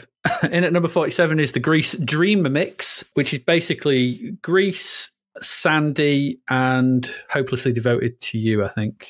Right. It's those three tracks. Another Grease mix. Yeah. Greasy Junior, real greasy. Real greasy, this one. In at number 49 is Yesterday Today by Ocean Colour Scene. Manchester. Who knew? I didn't know they started off so Manchester. I didn't actually. I only know them for one song, and it wasn't that one. So I was surprised when I read it. I was like, they did 2 songs? They were going this early? Yeah, both of those things popped in my head, yeah. Number 7, 24th of March. In at number 7 is Sit Down, 1991 by James. Essentially, I'm not this song is what it is. It is what it is. You know, this is like gold. This song. You like this song. I honestly don't mind this song. I think it's quite a good song. I hated the people who sat down on the dance floor. And now you can't tell me you didn't do that. No, I never sat down on the dance floor, not ever. I was going to have to go Italian-American then, because if you did do that, we got a problem. But we don't, thankfully. No, never. I don't know anyone that did. And if they had, I think I'd have kicked them. I think I would have. I would have as well, because I wasn't going easy. You never did. You were quite a dangerous dancer, actually, if I think about it. So in fact, you did coin the phrase, I'm doing my danger dance. So. That's the Tina Turner song she doesn't have. He's a dangerous dancer. Well, no, it's the opposite of the safety dance, isn't it? We turn the safety off, you've got the danger dance, and that was you. Absolutely. And, it was dangerous, let me tell you. I was always looking at my pants. And at number 13 is the Snap Mega Mix. Good God. Snap Mega Mix by Snap. Who's doing this? Who keeps making this? I keep looking around going, who is that? Who makes these? Who keeps doing these Snap Mega Mixes? Stop it. There's only so many combinations of those tracks you can do before you've done them all. What they're trying is like, I don't know, reverse the first 2, put the third one in for the first one and flip the other 2 round, and there you go. There you go. We've got a new Mega Mix. In at number 25 is one for you. This is Human Nature by Gary Clayle on You Sound System. This used to crack me up. And Gary, the podcast. I know. Gary. I remember you always used to be doing that. There's something wrong with human nature. It cracks me up even thinking about it. It used to crack us up because there's a bit on the video where it's just this guy comes on. He goes, "Let the carnival begin." It used to crack me and brown sauce up all the time on that. I imagine if he listens to this and watches it back, he'll crack up just thinking about that. Because it used to get us, because as soon as I saw it, I was like, it goes, I was just remember me and him cracking up, like, so fond memories. Gary, go and give it a listen. You'll have a right laugh. You will. But yeah, I just remember you two. You always saying there's something wrong with human nature. Let the carnival begin. Every pleasure, every sin. Oh, it's like, oh my God, it's funny though. Yeah. Number 29 is High Wire by the Rolling Stones. God, they looked old then. It did. And I don't know why he's singing into a light. No, he's so thin though, isn't he? It's dangerous for him. I mean, it's a certain point. The light is singing into is that bright, you can see the shadow of his brain on the wall. It's just, it's not. It sounds like the Rolling Stones to me, which is a blessing and a curse. People like that. People like it, but I mean, what amazes me is this is what 1991, isn't it? Here, yeah, 34 years ago now. They're still going now. They've got another tour just about to start. Or started maybe another tour now. I know, Steel Wheelchair Tour. I mean, how thin can they get before they just collapse? Like a star collapsing in on itself. There's no mass holding them together. There's no gravity that can affect. They'll just float off. They're going to float off the earth. Remember, they're all spaghetti. They're made of spaghetti. We said this before. They are spaghetti. They literally, they're made of something and they ain't bones. No, it's not. God damn it, man. And at number 31 is Love and Kisses by Danny Minogue. Ooh. Yeah, it's just rubbish. Yeah, I mean, obviously she's talented, maybe not vocally, but, a shocking nasal voice reminiscent of her sister if she'd inhaled helium, I guess. But the song is Stockache and a Walkman template through and through. And the video is just a horrific sexploitation of a teenager, really, isn't it? Uncomfortable viewing, I thought, actually. Yeah. Not good. Yeah, not good at all. It's not good. No. And at number 33 is Here We Go by the C&C Music Factory featuring Freedom Williams. It ain't good for that. No, it's not good. It's like a terrible thing happened to a Janet Jackson record and video. Something terrible did happen. It's not good, is it? It's rubbish. I was like, what is this? It's like the Rhythm Nation video, but someone got it all wrong. Oh, it's so bad. I mean, the thing is with them, of course, they peaked, didn't they? They had everybody dance. Now, after that, where do you go after that? They told everybody to dance. You did it to yourselves, pick parts of the audience, get them excited, different times, scale it up, don't start at the top like that. The only way's down. The only way's down. And they did go down. In number 36 is Caravan by the Spiral Carpets. Not my thing, that. Yeah, tuneless, not very good. Number 40 is Product of the Working Class by the Little Angels. Flat cap metal, not for me. No, that's it. That's a new genre, isn't it? Now, I thought, is it a flat cap? Is it a chef's hat he's wearing? Because it kind of looks a bit like, it looks like Mario's cap, only just white version of Mario's cap, doesn't it? Is he? And then as I listened to all that, is he singing in a recognisable language? Because it sounded like he was saying, it's like, hey, blah, blah, crew dog, him a crop of cray. I don't know what he was saying. He's summoning Satan. It's not a language. It's not English. I don't know what it is, but maybe it's Havitos. No, it's ancient Sumerian. You think it is? Yeah. Don't know. It's rubbish, though. Not for me. In at number 41 is Always on the Run by Lenny Kravitz. Funky. Oh, it's so funky. It is very funky, yeah, it is, yeah. It's quite very Hendrix-inspired, I thought. That might be my lack of knowledge. You could say Nile Rodgers, Joe Walsh, okay. Yeah, well, I think it depends because, musically, there's Nile Rodgers and Joe Walsh in there. Vocally, it's Hendrix. Hints of Stevie Wonder in the arrangement. Is a fusion of so many others. Is the Funk Machine clone Runoff, isn't he? As they were cloning all these other people, there's a little bit left of each one. I'm like, what did we do with that? I don't know, just form it into a person, and it formed Lenny Kravitz. He did, and he was funky. He was very funky. A funky track. In at number 43 is By My Side by In Excess. It does look like him, doesn't it? Wow. Yeah, I never knew. For those who've watched the Battlestar Galactica remake, the new one, the 2004 one or whatever it was, the Chief Turrell turned out to be the keyboardist in Excess, and I've taken photographic proof here to prove it. It does look like him, it does. Yeah, it really is. Really is. His song is dull, though. Really dull. Yeah, well, you see, A Life in Extra Small Clothes is not for everyone, is it? No, it's not. Finally, just to round off, number 51 is I Love You by Vanilla Ice. Oh, so bad. so bad. Yes, so it is. And there's nothing redeeming you can say about this piece of garbage. His head's really long in it, isn't it? He's really long-headed. Yeah, I mean, he looks like a paintbrush. It reminds me of Clippy. It does. Yes, my gosh, that really is like a real Clippy. Yeah, he's like Clippy. Wow. Can I help you with that? No. Exactly. We've discovered him. We've figured it out. Yeah, that's it. Vanilla Ice now, is Clippy. He'll just disappear now. We've called him out. He's like a demon. When you know their name and you call him out, that's it. We beat him. We've exercised him. Brilliant. Well done. You've actually found his name. And you called him out. He's just shriveled up and disappeared. And someone just farted out ready black smoke, and then that's it. He's out. Done. I can help you into the ether. Clippy, I cast you out. Oh, God. Smells like death and ash at the same time. It looks like you want to create a spreadsheet. Get away from me, Clippy. It looks like you're writing a letter. Begone, Vanilla Clippy. Vanilla Ice. He's like, his voice would be dead normal, like, oh, great, thanks, lads. Thanks for doing that. He's been inside me for ages. He crawled up my ass when I was on the toilet down in Kent. I don't know what I was doing. It's nothing to do with that sound that he emitted. That's Clippy. That's all Clippy. I can't even remember the last 36 years of my life. I was having a bath and there were like black bits in it and one of them crawled up my arsehole and I'm like, hey, that's weird. And then all of a sudden I was Vanilla Ice. I couldn't stop myself. Don't know why he'd have that voice, but okay, it's what he had. Why not? It's our thing. We can say what we like. We can. Let's go through the albums. Let's do it. 3rd of March, in at number 1 was Auberge by Chris Rea. As above, so below. Number 25 is Night Ride Home by Joni Mitchell. Yeah, you either like it, you don't. I have a bit of a space for a bit of Joni in your life. 14th album. It's good stuff, overall, good. In at number 43 is Hooked by Great White. I put a picture of the cover here. It's subtle. Yeah, so subtle, yeah. Naked woman riding a ship's anchor or a fishing hook, one of the two. She's been hooked.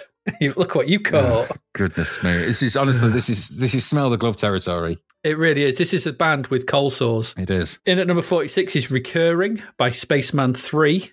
I'd never heard of them, ever. Have you not? I've heard of Spaceman 3. No. And then I've discovered on listening on them that they were interesting-ish, I guess. Weird sort of psychedelic stuff, aren't they? And they're on The Simpsons.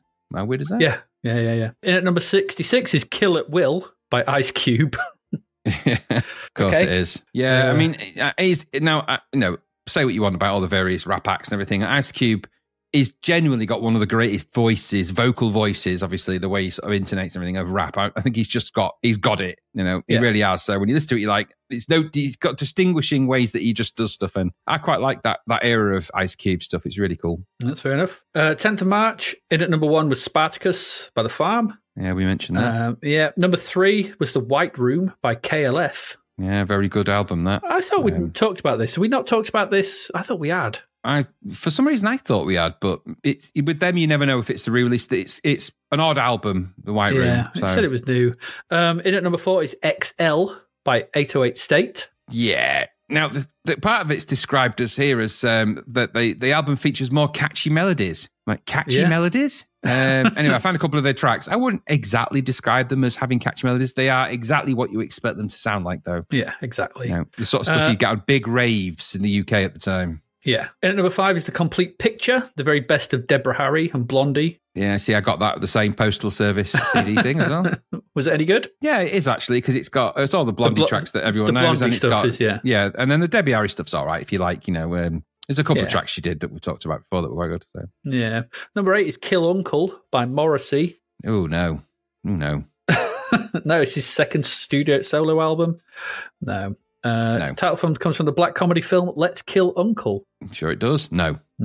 Peggy Suicides at number 23 by Julian Cope. Yeah. Yeah, this is his 7th album, seen as the beginning of Cope's trademark sound and approach, and as a turning point for Cope as a maturing artist. It's the maturing point for his... no, it's a great title for an album, though, whatever you say. Yeah, Peggy Suicide. I was looked at it, I was like, I wish I'd thought of that. Yeah, that is good, actually, yeah. Number 61 is Hammer and Tongs by Goodbye Mr. Mackenzie. Yeah, it's an album I'm going to listen to. I listened to a couple of tracks because I quite like Now We're Married, but I don't know if it's atypical of them, though. Well, it's weird because this was, if just on the write-up about this, it was recorded in 1989. The album sat on the shelf for almost 18 months, in which time the band were transferred across EMI record labels from Capitol to Parlophone, who released 2 singles in 1990. Parlophone sold the band's record deal to Radioactive Records and MCA, who released Hammer and Tongs in the UK in early 91 and encouraged the band to record a new song, Now We Are Married, to promote the release. Okay. So... Sounds like goodbye, Mr. Mackenzie, for real there. I think they're on the way out. Nobody knows what to do with them there, really. No, it's a shame, really. 17th of March, in at number 1, we've spoken about this already, is Out of Time by R.E.M. Of course. At number 27 is Slinky by the Milltown Brothers. I wouldn't even know what that is. I had no idea. Birds with hard-edged contemporary pop and upfront vocals. Right, okay. Thanks, NME. Yeah, that's what they said. In at number 41 is Pink Bubbles Go Ape by Halloween. Their 4th studio album. How did they go from the Keeper of the Seven Keys albums, both covers and content, to A Woman Kissing a Fish? Yeah, well, firstly, it's so they lost Kai Hansen, okay, and there's actually a little bit of tragedy in the tale, but there is actually real tragedy. So losing Kai Hansen was a big problem for them because he was basically the chief writer of songs. Yes, he was. Now, whether you like Kai Hansen or not, and nobody likes his vocals, let's be honest, not even him. But losing him, was a bit of a tragedy, really. So they missed him, and most of the songs here are kind of pushed forward, and the sound of this was pushed by Kisk. So Kisk and Vikath wanted this. The guitarist at the time wanted to be a bit more of this sort of Pink Bubbles Go Ape type effect. So it got replaced a bit by his ego. His ego started to tick over a little bit. And I don't doubt. And by the way, the last song, if you ever wonder, the last song written by Kai Hansen for Halloween was I Want Out. That doesn't tell you everything you need to know. Oh, okay. So then, of course, the problems were that the Kisk was pushing for it to be this thing. The band weren't quite into it, and the recording was hampered by that. And also by the schizophrenia of Ingo Schwitzenberg, who was their drummer. He was prone to such horrific bouts of depression that it really affected the band's ability to record properly. And he actually jumped in front of a train and killed himself in 1995. And he's only 29. Oh, it's good. I didn't know that. That's dreadful. So I found a good article about the album, which sort of explains why it's so crap. But I think there's one good track on it, which is probably the first track on it, actually. And there's Mankind, which is okay. I like Mankind. That's the only track on it I really like. But other than that, it's pretty dire, and it was never a direction they ever really pursued again. So, but as for why they went from Keeper of the Seven Keys Part 1 and 2 and the sort of fantasy artwork that went with that to Pinball Buzz Go 8, I'm guessing Hansen wanted to do more theatrical, rock and sort of thrashy rock that he did, and they otherwise wanted to do more of whatever that is, and so you end up with this sort of whatever. Yeah. Oh well.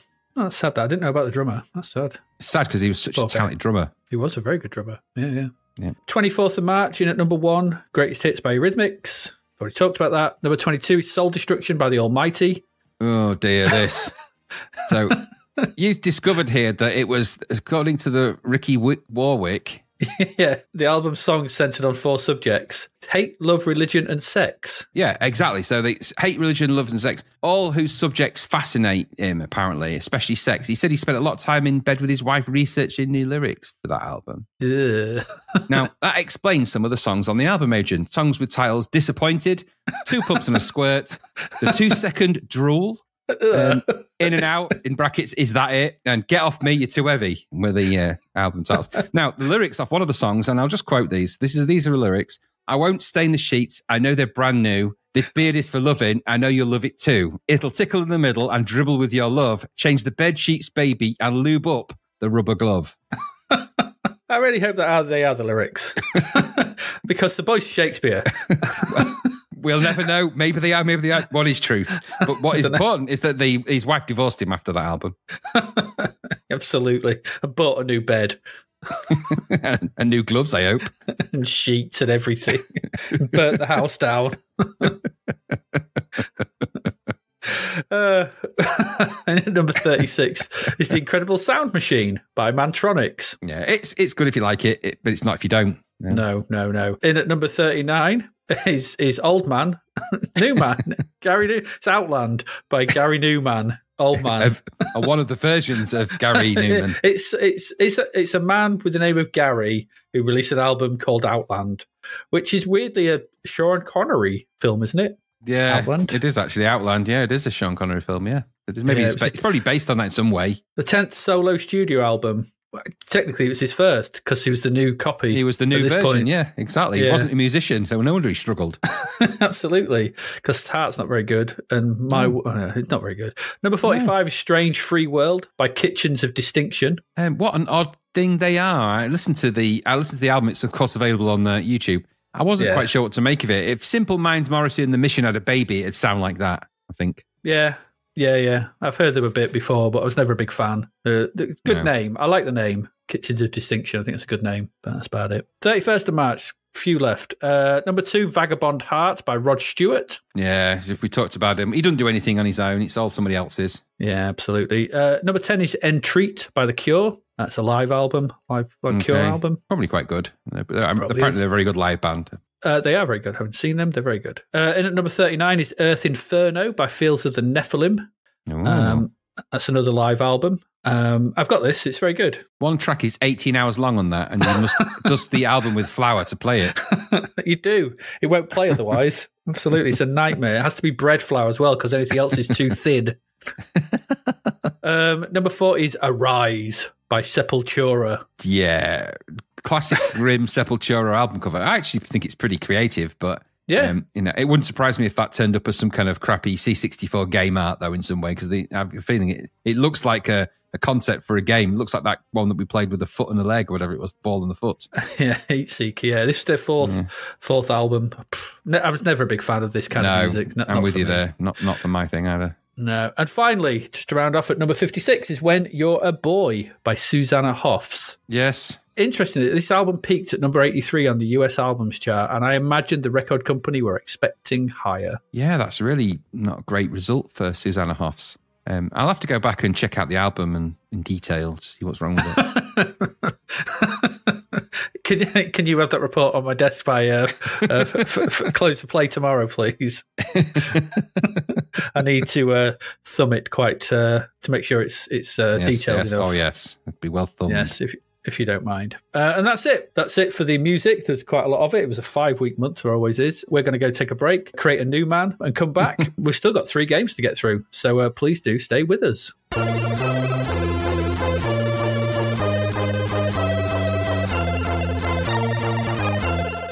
And yes, we are back. 3 games still to get through. One of them is a biggie, I guess. 2 of them, who knows? But that first one is not a biggie. It's a budget game. This is 3D Pinball. Weirdly enough, this got no score. There was no score attached to this. Strange. Just missed. I had a look in later issues to see if they put some sort of addendum, but I couldn't find anything. So maybe they did, maybe they didn't. It's not even, they have reviewed it. It's in the magazine, but it's not even on Lemon as a review by them because there's no score attached to it. So I don't know. It's 3D Pinball. It's £2.99. Whatever. We've not had much luck with pinball games in the C64 with some dodgy old tables to try and play through in games like Macadam Bumper. You remember that? And a good old Time Scammer. Oh, that was terrible. Yeah, the only semi-decent one was that aging slam ball that we saw ages ago on the budget labels. But here, we've got a full table in 3D. And this is from the guy who made Tilt. It is. So could this be finally something solid to play? Could this be good? Released by Virgin Mastertronic, originally in 1989. Wow. Okay. So no idea whether it suddenly pops up for review. I don't know what's going on with this one. Like I said, it's got no score. But the text, reading the text, it's none best pleased with it. It doesn't like it, as noted. It was coded by Stephen Walters, and the box art is by David John Rowe. Okay. So again, unlike Tilt, this is as basic as they come in terms of presentation. Although it is noted in the review, this came with the Invader load, Space Invaders, when it was loading, so you could play that. Upon loading, though, you get a 3D view of the table, and I have to say it's pretty good. It's actually a pretty good 3D view of a pinball table. It's not terrible. There's no title screen or music. There's nothing much to do aside from pressing F1 to start the game. There's no options or anything like that. So aside from the table, we've got this table, and that's what pretty much takes up the screen. In the bottom left, we have the number of balls used. You get 5 to start with, and the score and the high score in the bottom right of the table. And I like the way that these are built into the table itself. So it feels like, so it's quite a nice UI. Your score and everything, it feels part of the thing rather than just put somewhere on screen. I like that fact that it just felt like here's a pinball table with all the details and information on it. I thought it was good. The table itself, though, it's very C64 brown for the sides and grey for the board, the backboard, I guess. It's not particularly very colourful. We'll just say that it's a bit brown and grey. There are a number of bouncers. It's a pinball table, things to hit as you would expect. It's a pinball table. It's not brilliant. It is what it is. Pressing F1 brings the first ball into the launching tube, and pressing F7 launches it. There's no way to control the force of the launch. It's a bit weird, bit of an oversight. Because you normally, you sometimes you just like to dribble it out. Sometimes you like to force it out with full vigor. You don't know. It's up to you. But there's no choice here. Just press F7, boom, it's off. And when the ball is in play, you use the Commodore key and right cursor to control the left and right flippers, respectively. Okay, no worries there. It's easy enough. There's only 2 flippers at the bottom, so you just try and hit it. There's a hole near the top. So it goes through some gates. There's a hole near the top. This increases the bonus multiplier, which is in the middle of the board. There's targets to hit at certain points on the table on the left and the right. Should the ball fall down one of the side tubes or through the middle of your flippers, you can launch another one, so you've run out and it's game over. It's pinball. What do you say about a pinball table? The physics on this, it's always what pinball games live or die on. They're okay. Probably the best we've seen, I guess. The ball moves all right. I mean, the guy did Tilt, so it's got that similar sort of ball rolling sensation. So it's not it's not bad. Sometimes there are occasions though where the ball does seem to speed up for no discernible reason. Usually when it's coming down towards your flipper down the chute, and you're about to hit it, and it goes, vroom, you're like, god damn it. But the general feel of this is not too bad. It's all right. The way it bounces off the various pingers, I don't know what they're called. The bouncy things. I don't know what they're called in pinball terms. I don't know. Feels decent enough. I like the sound effects. I have to say, I thought the sound effects were pretty good. A variety of sort of dings and noises, and like you'd expect from a pinball table. And he's got that ball rolling sound which he used in Tilt, which is a really good ball rolling sound he's managed to create. It is good. That you would expect to hear, and I think that's quite good. So there's a good feel to this in terms of the look. It looks nice, a bit brown, but it's a 3D C64 pinball game. Ball rolls around all right, sounds all right, and everything like that. £3, you could do worse. And if you're really into pinball, then this might scratch that itch until you can get to a real table. This is clearly a step he was taking, experiment before moving on to Tilt, which is a far more interesting game, Tilt is, than this. It's more, he's obviously done this, rolling a ball around in 3D and stuff like that, and then he's learned from that and gone made it. But it's good to see this experiment with physics and pseudo 3D on the machine. Here, it's got no rating. I don't know. I'd put it somewhere in the 60s, maybe, probably. Because I think its main problems are longevity. It does lack some of the trappings of Pinball, which is a thing you would kind of want. So, like I said, there's no ability to control the launch velocity. There's no tilt either, which is, you kind of want that tilt. It actually says in the instructions, and they joke about it not having it. Something so you don't even have the annoying tilt function sort of thing. Blah, blah. It's like, no, there's a reason I want to move the table. If the ball's going down the middle, I need to nudge it out the way. And there's a skill to that. And it doesn't have that, so that's a bit annoying. There's only one table as well. This is it. This is all there is to this game. It's this table, and then to either like this table or you don't. The table itself, it's not particularly that exciting. There's not that much on it. There's the bells and whistles are quite good, but it's lacking a sort of any kind of real design. I found it quite hard sometimes to aim my shots. They didn't always go where I thought they would go. Quite often it'd just be bouncing around. I don't know. Is it the best pinball game we've played yet? Probably. I mean, it's not saying a lot because we've not played that many and they've never been that terribly good. This is okay for a budget pinball game. Like I said, I'd put it in the 60s. There's not much to say about this really because it's simply a pinball table in 3D and you can play pinball on it. And it's not terrible, but it's a bit dull after a while because there's no real sense of energy to it. You want to tilt it and move it and a bit more oomph. There needs to be something else, maybe a bit of music playing or something like that. I don't know. It just gets a bit dull after a while, but it's all right. And for £3, I think you'd get maybe.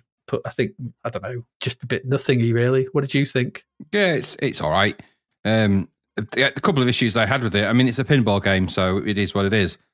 Therefore, it's reliant on the physics. The physics are actually pretty good, but they do have slight issues. The angle for the table feels a little steeper than the 6 to 9 degrees that it should be, which means that the ball's return is actually a little bit accelerated, it feels like it's almost always targeted towards the gap between your paddle things. Yeah. Mm-hmm. So there's that, and it also felt a little bit punishing. So the opportunities for hitting the ball and getting big combos were very few and far between. And I played it a fair bit to see if I could do that. Outside of those things, it's just a bit boring. It's not a bad pinball game, and you might have had fun with it. For £3, it's perfectly acceptable at £3 for what it is. It could have just done with another couple of tables, would have really finished it off. I don't think it would have been a big stretch to put another couple in either. There's a little bit of perspective issue on some of the writing on the flat side of it because it's not quite angled correctly, which is odd considering the guy's the history with this kind of thing. But in all, it's a playable, passable enough game. And the response time for the paddle things, whatever you call them, it was a bit sluggish now and again. I noticed. I wasn't sure if that was just me. The flippers, yeah. The flippers, they were a bit sluggish, which left you a little bit open to losing the ball down the gap. But it's pinball, isn't it? So it is what it is. It was just a bit boring at the end of the day. Yeah, bit brown.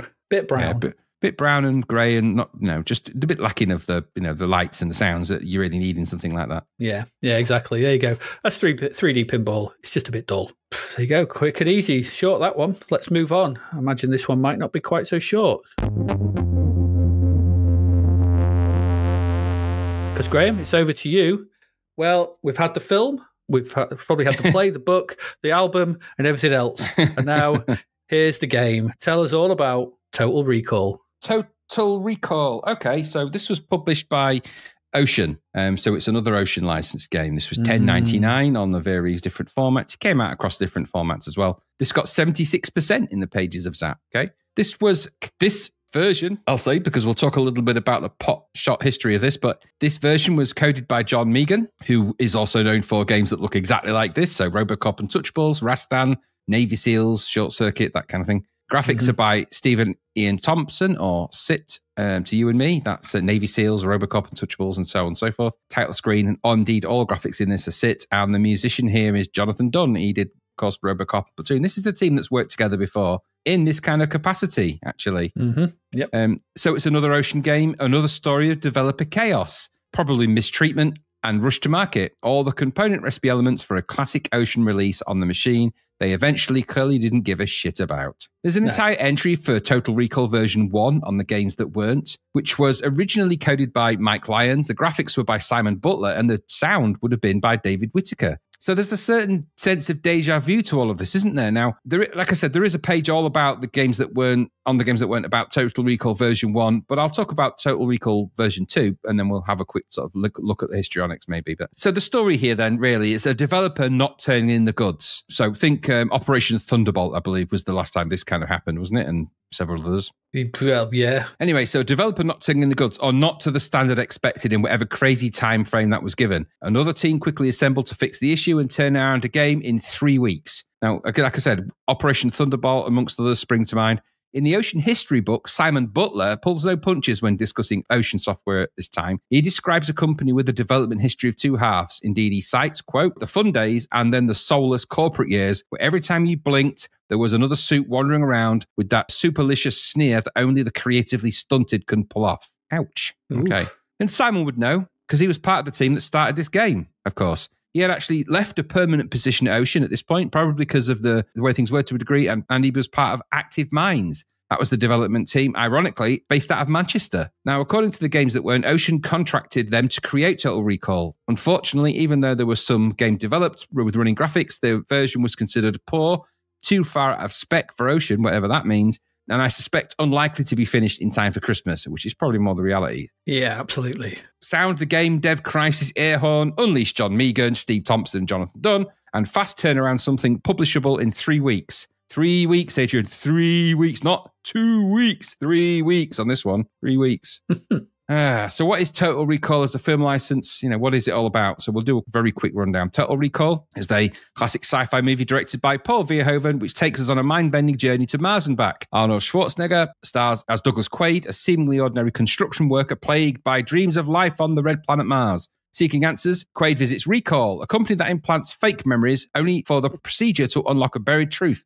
He's not who he thinks he is. Caught in a conspiracy spanning Earth and Mars and a Martian colony, Quaid discovers he's actually a secret agent named Hauser, entangled in a battle over Mars's air supply controlled by a villainous guy called Cohagen. Along the way, he teams up with the rebellious Melina, which is played by Rachel Tickerton, and faces off against foes like the relentless Richter, played by Michael Ironside. Groundbreaking special effects, sharp social commentary, and a story full of twists, Total Recall challenges the boundaries of memory, identity, and reality. Is Quaid the hero or still trapped in a dream? By the end, you'll be questioning your own grip on reality.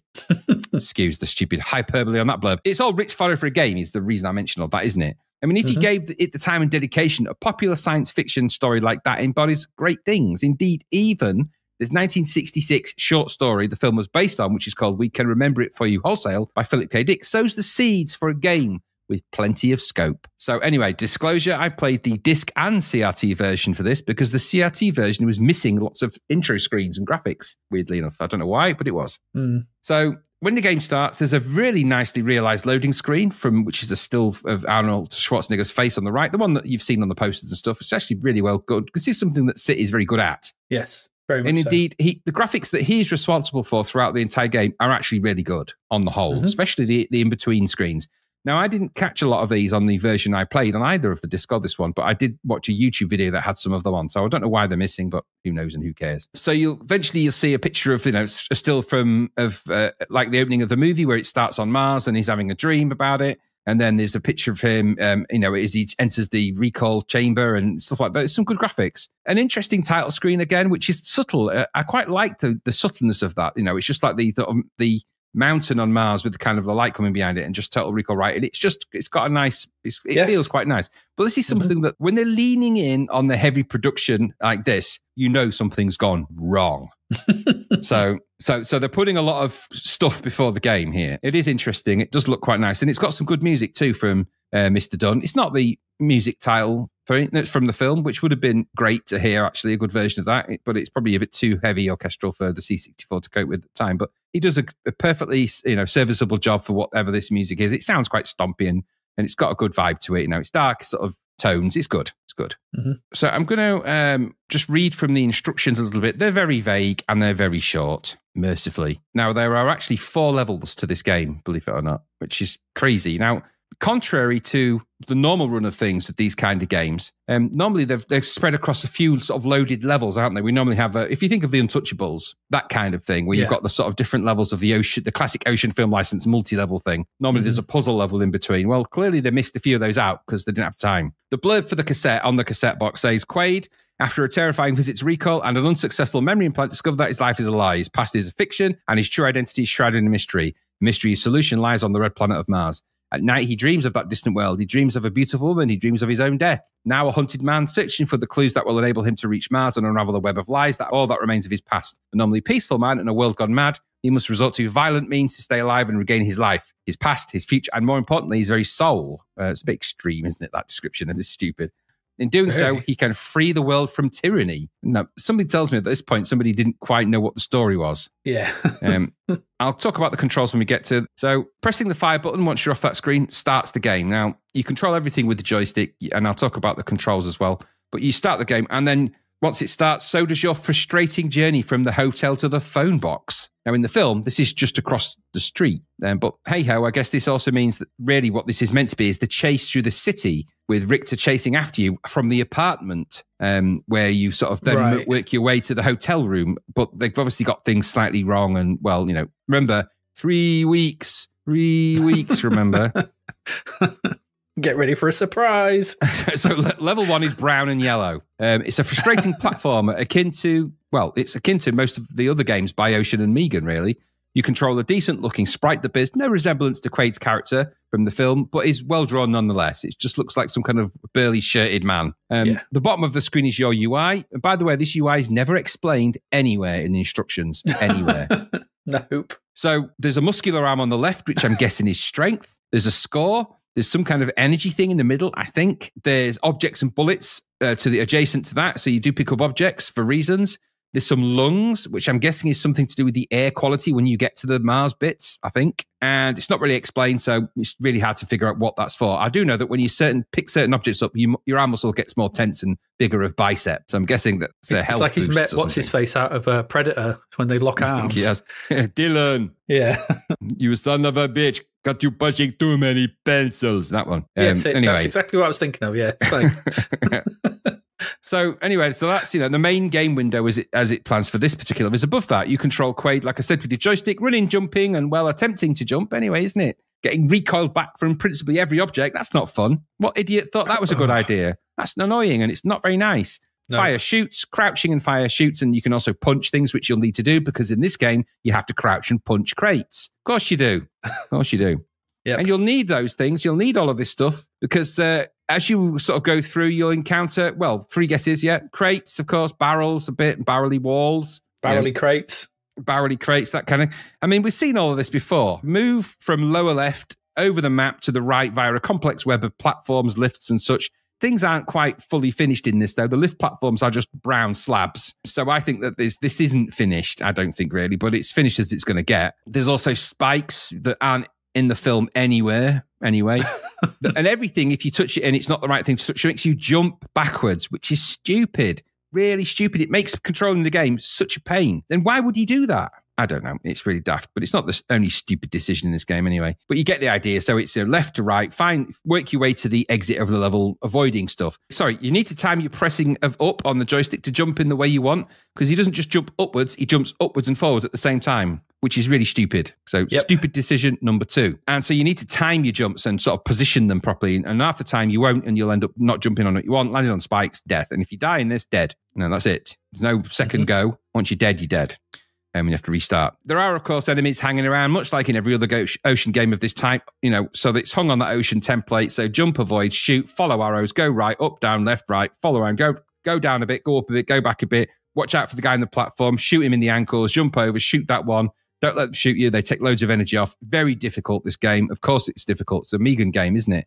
So we know that the difficulty is hiding something, the fact that it's vacuous. Mm-hmm. And eventually, once you've fidgeted your way around that screen, and I have to say, it doesn't move around terribly, apart from the falling backwards bit. It's competently enough functionally. It's just not very exciting. The idea is you have to go around collecting stuff and then get out of the level. So when you do that, You get some more really nice sit graphics and a bit more loading, and the game transforms into a top-down chase for level 2. Now, in the blurb for level 2, it says, having received his instruction, Quaid commandeers a Johnny cab, evade Richter and his mobile police are in deadly pursuit. That's all the instructions you're going to get for that. Right. Yep. So back of a fag packet instructions, isn't it? Mm-hmm. Very much. And so, like I said, top-down chase, you control a Johnny cab through the streets. Now, if you haven't seen the film, you'll have no idea what a Johnny cab is, but it's a car. And you are driving around the streets, avoiding Richter and so on. It controls badly, lacks excitement, and you'll be lucky if you get very far. The scaling is off the chart crazy as well. The car is tiny in the middle of the road, and everything else is massive. So it's totally out of scale. It's ridiculous. And the idea is to drive this thing around, skidding around the bends in a sort of in that way to try and get to the end bit of this nonsense. The UI is the same at the bottom. However, the graphics are now more of a Codemasters Pro Total Recall Simulator vibe, I thought. You zoom and squeak around the roads using the horrible black and white block of a map thrown at the top left for shits and giggles, I think. The colours seem off here and the scale is weird. Maybe, and I'm just throwing this out there, maybe this was all because it was assembled in 3 weeks. 3 weeks. Anyway, You'll find the flickering stamp thing and then you're on to level 3. Level 3 is described in the instructions as Melina, Quaid, and Quaid meet Benny, a taxi driver who helps them escape from the pursuing forces. They must negotiate a dangerous route through the caverns of Mars until they discover the way to the rebel hideout. Now, let me tell you something. There's been a bit of a giant leap in terms of narrative here. So now somehow you're on Mars, and skipping most of the film narrative, we are now in a cab with Benny and Melina. Who are these characters? You don't know, do you? No. Anyway, more top-down driving, this time through what are meant to be caverns on Mars. Now, a question I've got for you, Adrian, is why would they go to the lengths of tarmacking and painting the lines in the roads on Mars? I mean, it seems obtuse to do that. And do they need traffic management of that kind on Mars? It just seems a bit weird, but there they are. Odd, that, isn't it? And it's obviously because this is a basic rehash of the level you were just on. It's no different to the previous level, slight variation of map and really horribly unfinished graphics in terms of what this looks like. It's really, really, really, really poor. But of course, it was done in 3 weeks, wasn't it? So now we know. So you'll get to the end of that. And by the way, that level is really short as well. Level 3, it's almost over with before you realize it. And then on to level 4 you go. Mm-hmm. In the instructions, level 4 has a more elaborate description. It says, their taxi discarded. Quaid must proceed on foot back through the caverns to meet Kawato, the rebel leader. Along the route, he can acquire hidden weapons to help his objective and find keys to open the doors of the alien reactor. That is the heart of Quaid's dilemma. Finding Kawato, Quaid will be given the secret location of the core room within the heart of the reactor. Within, you will find the villain behind your strife, Cohagen. Here in the core room, he has planted a bomb which will destroy the reactor and Mars Mars's only chance of salvation. Now they're skipping all sorts of details, adding details in, and none of it's starting to make any sense. But I think by this point, I think they're not bothered. No.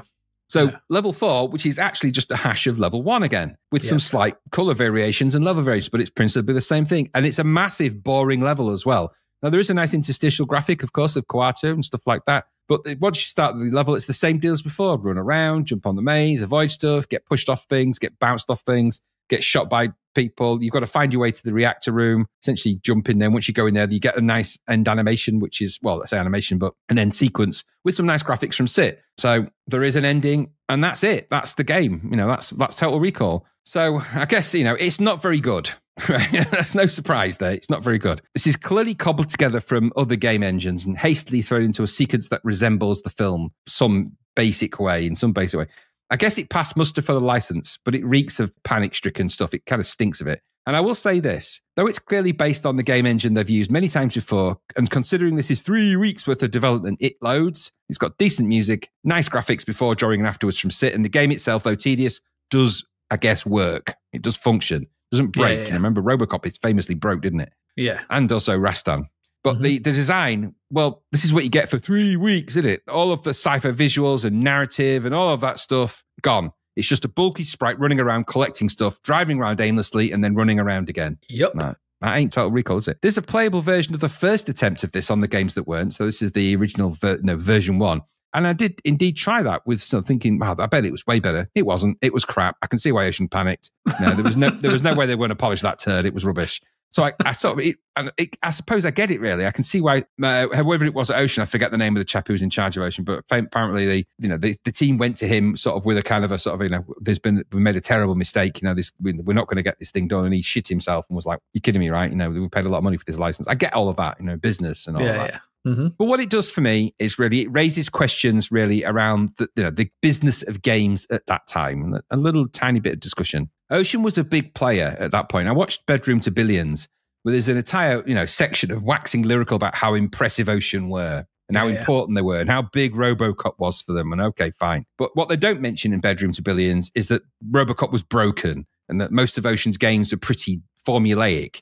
And their licensed games, actually, on the whole, were pretty crap. We've not really come across any that have made us go, that's the great one. And there was a couple that were okay, but most of them pretty crap. But considering Ocean are a big player and they've got more than their fair share of skin in the game, you'd think they would learn valuable lessons after what could have been a disaster for them with RoboCop, but no. They made a point of grabbing lots of licenses because they made a lot of money. And I'm guessing that biting off more than they could chew in terms of their ability to deliver played no small part in the license of this magnitude being farmed out to a third party for development. Or maybe they were no longer focusing on the 8-bit machines and it wasn't given the priority. Who knows? The business of games is cruel, isn't it? When the technology starts to lose its luster a little bit. You can't point the finger of blame solely at Ocean, really. They hired active minds in good faith, but did they have the history of making games? I think they'd made one other game at this point, and that was a Gaza game, I think. Did Ocean have a tendency to wing it a little bit with their developers? They brought somebody in. Can you make a game? Yeah, right, off you go. Then here's a really flash expensive license to turn it around for us in a few months, and you laugh it. There was a little bit of finger in the air, checking the wind direction. Yeah, you're a good developer. Can you play a Connect 4 with me? Oh, you win. Yeah, you can develop Total Recall. I'm guessing that not a lot of QA testing went into the ability level of their developers. Well, there's no time to.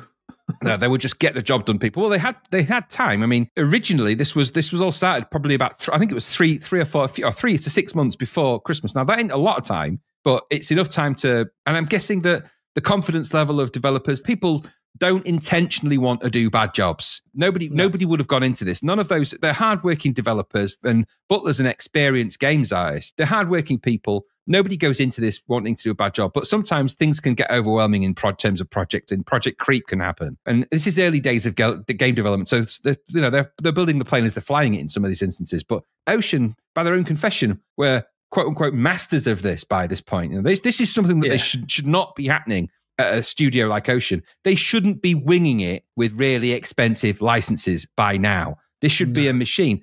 And I think maybe for the other. I didn't play the other console, the other game versions and machine versions. I'm guessing maybe they were better. I don't know. Probably not. Maybe they were. Who knows? My point is this. Instead of just embracing the fact that the C64 was done and the Amiga was the way to go ahead, instead of embracing that, they still insisted on releasing product to rip off the few people who were remaining to have those consoles. And let's face it, the people that had those consoles at this point are not going to be the people that could afford Amigas and things like that. So these are people that were probably not necessarily on the same income level, in whatever capacity that may be, than people who could afford to upgrade to a £500 or £600 computer with all the hardware and everything else. So there was still a big audience of people that had 64s or passed them on to people who had them. And you're ripping those people off. Now, that's not very nice. Now, producing a game based on Total Recall, fine. But don't do it like this. Don't produce something rubbish in 3 weeks and just churn it out and then just make it as vaguely playable as this. You're just not really doing anyone any favours. Now, this feels to me like the unwritten history of Ocean. Now, I would be more lenient on this, and this is my final word on the matter, but I would be more lenient on this and Ocean as an organisation at this time if this was their first go or second and they were new, but they're not. I expect a lot more from a company that markets themselves with this powerful reputation. I expected a lot more from it. And I know it's all retroactive looking back and history has been written and everything else, and I totally get all that. But that doesn't excuse them. Time does not excuse you from being corner merchants and rip-offs. And I'm not blaming the developers for this. I'm blaming Ocean for deciding to panic publish something and put something like this together and not for the first time. Now, we've called them out on this. And the final piece of this puzzle, 76% in the pages of Zapped, get lost. That's a brown envelope full of cash somewhere for someone. I'm sure of it, allegedly, but I'm sure it probably is. Anyway, whatever the case for this, whatever winging it philosophy was used, the output is the output, isn't it? 4 levels or 2 repeated of dreary annoying running about with little payoff and not much in the way of value for anybody. I don't know. The game is more like a version of the film for me where Quaid's just lobotomized in the chair and that ended. End credits. No Hauser, no Richter, no Melina. She's not sleazy or demure. 3 weeks. 3 weeks. The only other travesty, like I said, 76% Dream On. What about you? I've not got a lot to add to that. I think you're spot on. I'd say the lesson they learned from RoboCop was that it doesn't matter about the quality of the software; the name will sell it. And so you can put out anything, and people at the time would just want that thing. So it doesn't really matter. And when RoboCop sells 1 million or makes 1 million or whatever it did, made millions, then the lesson to be learned there is do more of this. And just do a lot more of it, and people will buy it because no one cares. And magazines, we just tell magazines that it's not brown envelopes of cash sort of thing. Obviously, that's not a thing, but it's we will take away our advertising revenue if you don't do this. And we know that went on. We're well aware that it went on, and so the people in those bigger companies be going. I was looking at Ocean. I was looking just through a couple of magazines for April earlier on today for 1991. Just putting some stuff together for April, and CMVG and Zap. You open the magazines. The first thing in both those magazines is a double-page spread, Ocean spread, Total Recall, RoboCop. It's 4 games. About 2 more pages in, there's a massive Navy SEALs, and then it just goes on like that. The money, and you get it. I get it, sort of thing at the time, because those magazines, the magazine sales were probably down. They needed the cash from advertisers. They can't piss off the advertisers. Yeah.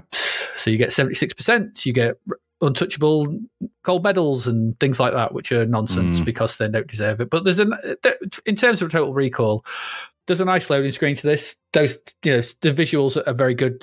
But you get to the game, it's so obvious that it's been rush produced because anyone with half an ounce of game design knowledge would have made them take that bounce back off the jump immediately. Yeah, it's ridiculous. It just led to me dying far too often on those bloody spikes in the first level. I just couldn't be doing with it. I was like, it's Total Recall. It's Arnie. He's a massive guy. I'm dead in seconds. This doesn't feel like, one of the things that I think on the front is like, get ready for the ride of your life, obviously playing, whatever. And, play the game, play the film and blah, you're Arnie. It's like, you're not Arnie. You're a bag of wind that pops at the slightest bit of spikes. It's just stupid, and it's dreadful game design, and that's the problem with this. It's got the Megan look and feel. We've seen it, and let's face it, it's a reskinned Navy SEALs, which was a reskinned Untouchables Level 1, which probably was a reskinned Rastan Saga. And Batman. But he didn't do Batman, did he? That was Thingy. That was the other guy. I can't remember his name. Megan John. Megan John, yeah. But it's just those, and which is probably RoboCop and things. It's just those. I've no idea what the first version would have been like, but if you say it was crap, I didn't have a look at it. But this is just horrible to play. That's the problem with this. It's not. It looks nice. It's technically fine. There's a lot of pizzazz and stuff around the edges, but it plays like arse. I've got no time left for these shitty platformers that control terribly. Guyana Sisters is years old. There's no rhyme or reason why platformers are this crap still. It's I agree. Turrican 2 is out. Yeah. And Turrican. These are Turrican 2 is out. Turrican's age old now. Guyana Sisters is age old. Look at what Manfred Trent's not that we're doing and go, why aren't we doing that? Oh, because we don't need to. Because we can knock this out in 3 weeks and this will be number 1 over Christmas. Exactly. 3 weeks. Yeah. Do better. In the past, go back and do better and stop releasing shit that you knocked through in 3 weeks. Awful. Yep, awful. 76%. Yep, nope. No, it's not, because it's all front end. It's all padding and there's nothing from the film in it. It may as well not be Total Recall. It could be anything. No, I know. It could be Judge Dredd for the difference it makes. I'm wondering. We've got T2 coming up at some point, and I'm wondering what that's going to be like. I bet you he's walking through a warehouse punching crates. I'm just having a look at the screenshots of it. It's lots of front end, side on. He's punching someone, and then there's a top down driving through a brown landscape. Yeah, that sounds about right. Oh, there's a mini game where you've got a thing in his hand by the looks of it. I haven't played this, so I don't know. Then there's a side on Sarah Connor escaping from the. Maybe it might side be on Sarah Connor as a character. Indeed. It's coded by Bobby Earl, though. Yeah, I don't know who he is. Bobby. It's the only game he did on the system. So maybe different. Who knows? Different team. We'll wait and see. But, it's Ocean, so I'm not expecting much. Nope. There we go. That's Total Recall. or maybe it's just the Ocean review. Yeah, from a memory of a lifetime. Don't recall. I would have took the pill. When that guy came in the room and said, "You'll wake. If you don't take this pill, I'll be like, give me that pill here." I went out. Absolutely. I want Kai Hansen. I'm out. I'm out. Oh. Don't want your game, I'm out. Absolutely. I'm not invested in this. It's bloody rubbish. I'm out. The Valentine edition. Ooption. I know, and one last thing I'll say. I know we've gone on about it, but and even not having Cohagen in it. I mean, come on. It's one of the great villains, isn't it? Is Richter in it? No. Well, no, not really. No. It's what I mean. Is why aren't they in it? Just, anyway, that's enough of it. No Sharon Stone. No Richter. No anybody. No crap. Let's move on. I think the only recognisable drawing is the Johnny Cab, which is odd. Yeah. Anyway. Yeah. Anyway, let's move on. We've still got one game left for this week.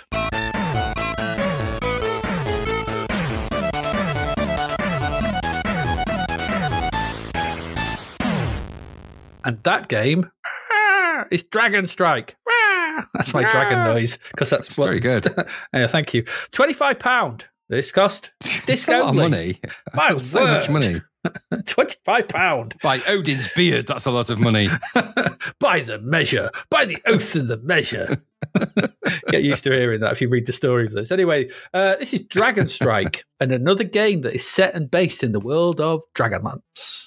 This is the first No, we had War on Kryn. We've had something. No, what have we had in Dragonlance? We had anything in Dragonlance yet? I'm sure there is a Kryn game been out. I don't know if we reviewed it though. No, maybe not. Anyway, for those who don't know, if you don't know, if you have never read the Dragonlance series, there were a series of books and playable game scenarios set in the world of Advanced Dungeons and Dragons back in the 80s.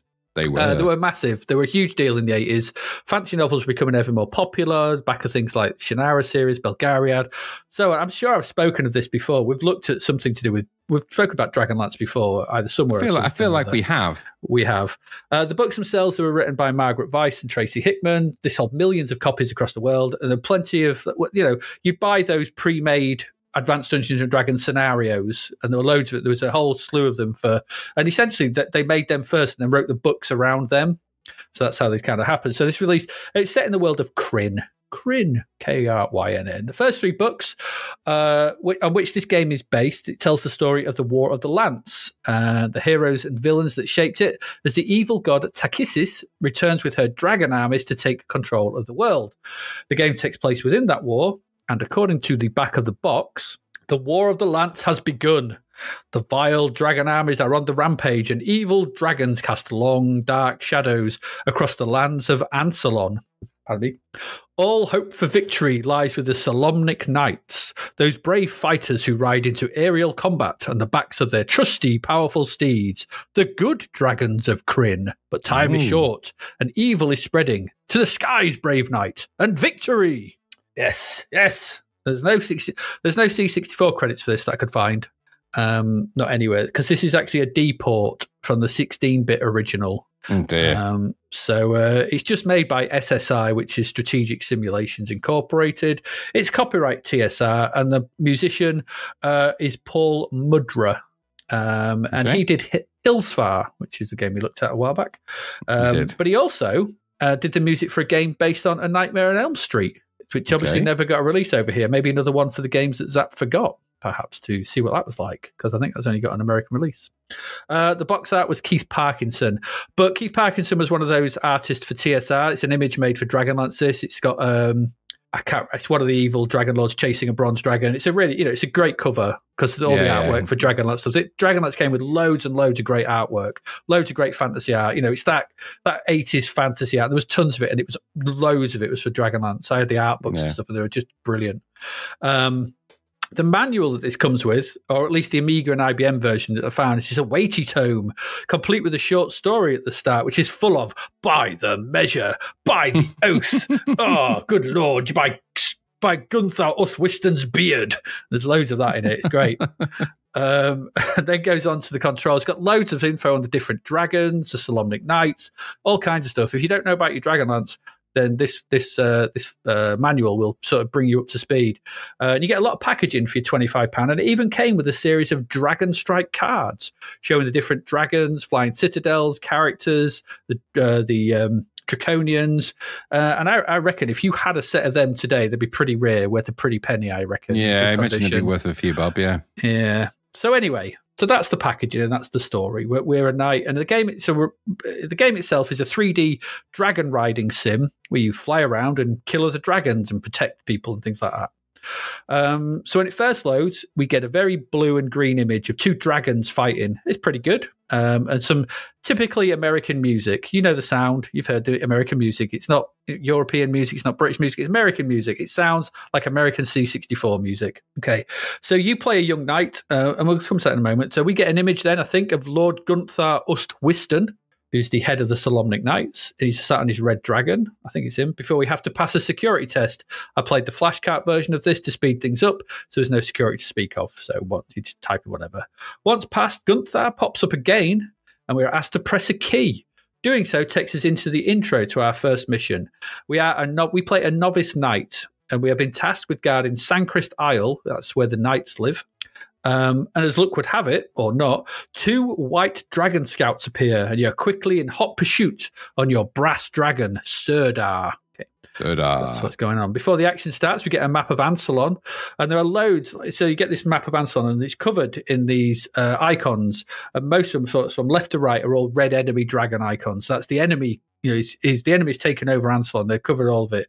There's only one blue icon. It's on the left, and that's where you are. The purpose of the game is to move from encounter to encounter and destroy the enemy and slowly reclaim the land from the evil hordes. That's the whole point of this. You have no choice at the moment. You're just doing this first sort of opening tutorial mission. So pressing fire starts the action bit. So we're up and into the game itself. Okay, so the screen is split into two with your first-person view of the world, and that's in a window towards the top.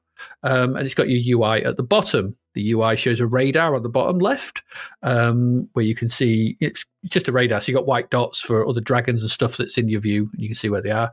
It's got then it's got three bars. It's got your breath, power, and speed. And then on the right-hand side, it's got your dragon's health and your health above that. At the top, there's a compass. I never really understood. Maybe that comes into play later on. And then there's the name Dragonstrike, in case you forgot what you were playing. Controls are fairly simple at this point. Left and right to bank, up and down. It's like flying it's a flight sim. So up and down to go up and down. Press up to go down. It's flight controls. Fire to shoot your fiery breath. A and S will speed you up and slow you down respectively. So A to speed up, S to slow down. There are a load of other commands, but that's all you kind of need for now.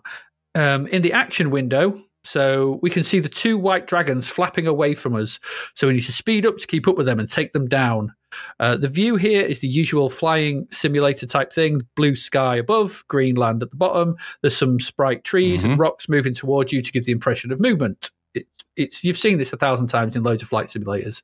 As you chase down the dragons, they get a bit larger as they get near you, and you can track them on the radar. Or if you can't see them, there's a huge brown arrow that appears in the viewpoint. This guides you towards them, pointing in a direction to go that way until you can get them in view again. Once you're close enough, you can try and breathe fire at them or attack with your talons or sword, which is automatically done. If you attack them from above, then your dragon will attack with its talons. If you attack them from below, you will slice your sword at them up above. It's done automatically. You don't have to do anything for that. Should you breathe fire, then your breath bar will empty, and you need to wait for your breath bar to refill before you can do it again. It takes quite some time to do. And all it does is fires a fireball. It's like, pwah! And like, can't do anything now. I'm like, all right. And it's dead hard to hit stuff with it anyway. So, because it's hard to just distance in this game because it's the 3D game on the C64 and it's just sprite scaling and it doesn't really do it that great. And it takes ages for your breath to come back. The power bar also needs keeping an eye on, as this is your dragon. It's basically your dragon's stamina. And you'll fall and it'll fall and rise depending on how you ride it. So you can get stamina back by kind of swooping downwards. I forgot to say on the right as well, there's like an altimeter. So there's like a bar on the right with the ground at the bottom and then all sky above it, and there's a line in it, and that's how high you are in the sky. And if you are climbing upwards, then that line will tilt upwards. If you're going downwards, it will tilt downwards. If you fly downwards, then obviously you're going to go towards the ground, but you'll get stamina back and then climb back up again. You'll lose stamina. It's that sort of deal. So you just got to, depend on how you ride it. You don't want to run out of dragon power, basically. So whatever you do, you'll take these down. It's dead easy. You just need to fly into them, and your dragon will kill them. Then you get called a hero, and you're brought into the war. So because you've been wanting to get going, but you're not allowed because you're a novice. But because you've done this, they're like, great, you can set out. The next mission has you taking on 3 brown wyverns who are attacking some ships who are transporting some goods somewhere, and you've got to protect them. So it's basically the same, except you have brown shapes to destroy, and 3 of them this time, and instead of the white, and it's light blue at the top and dark blue at the bottom because you're above water and there's some ships at the bottom as well. We get another view of the map as we move across it, and then we're out over the water, and you kind of do the same thing again. You just need to make sure you're above the enemy, as wyverns will very easily knock you off your mount to your death. And if you do that, you fall, you're dead, you have to start the mission again. Okay, so it's a bit painful. You got to do it all again. So I did find at this point you did need to use a bit of strategy in this one because the wyverns are a bit more trickier to kill. Mm-hmm. Yeah, there's two together and one on its own. If you go head on, you'll just get killed. But you can use your superior speed to give yourself some range to come at them one at a time. If you pass through this, you get your stat screen again, which you get in between missions. And then you're off again, and you're heading to a swamp where you fight a big black dragon who's made their home in a swamp. It looks like the island again, and at this point it all starts to become very, very samey. There's not, there's a black dragon instead of 2 white ones, but they all look the same because the sprites, they're just the same sprites, just different colours. And it's just empty space with a small sprite of a dragon in front of you that you're just trying to kill, and then you'll die because it's too hard, and you'll go back and you'll do it again. And okay, there's no denying that the idea of riding a dragon in the War of the Lance is an attractive one, especially for me. I loved the books, loved all that kind of thing, and I thought this would be quite cool. But there's also no denying that the C64 is not the machine to fulfill that promise. It's just not. It's such a cut-down version of the Amiga version that you wonder why it was released. I mean, the Amiga version was all polygons and big dragons and stuff like that, and had lots going on. It was slow and jerky, and I don't think it was particularly great fun to play, but at least it kind of had a look of dragons and stuff. Massive dragons rendered by small sprites and jerky animation. The dragons are tiny. Even when you're up close to them, they're just a sprite tall. So it's like, this isn't a dragon. They don't represent the awesome power of these things. The dragons in the Dragonlance books are terrifying things. When the evil dragons attack, they lay waste to cities and stuff. They melt stuff and everything like that. Like in Game of Thrones and things like that. When the dragons appear, it's like shit. When the dragons appear in this, it's like 2 seagulls, and so it just doesn't work. So when you don't have that one big thing that the game's supposed to have, the rote and rather dull gameplay gets boring. There's just very little to keep you entertained or playing beyond the first couple of missions. At least it did with me. And I really wanted to like this. Love Dragonlance stuff. Flying around a dragon. This could be a lot of fun. It just isn't. There's no denying the strength of the idea. But when you put this up against the polygon power of the early PCs, the Amiga, whatever, it's just a port too far, really. Another D port that was never going to work. What you have here is a boring flight and fight sim that offers very little thrills or enjoyment. It's not the machine for this. Go play it on an old PC. Go play a DOS version of this probably or something like that, but don't play it on the C64 because it's just dull. Despite some nice interstitial screens and things like that, and a little bit of nice presentation around the edges and a lot of writing and a lot of by the measures, it's just and once you get to the game, it's clear that the C64 just can't do this. It can't do it.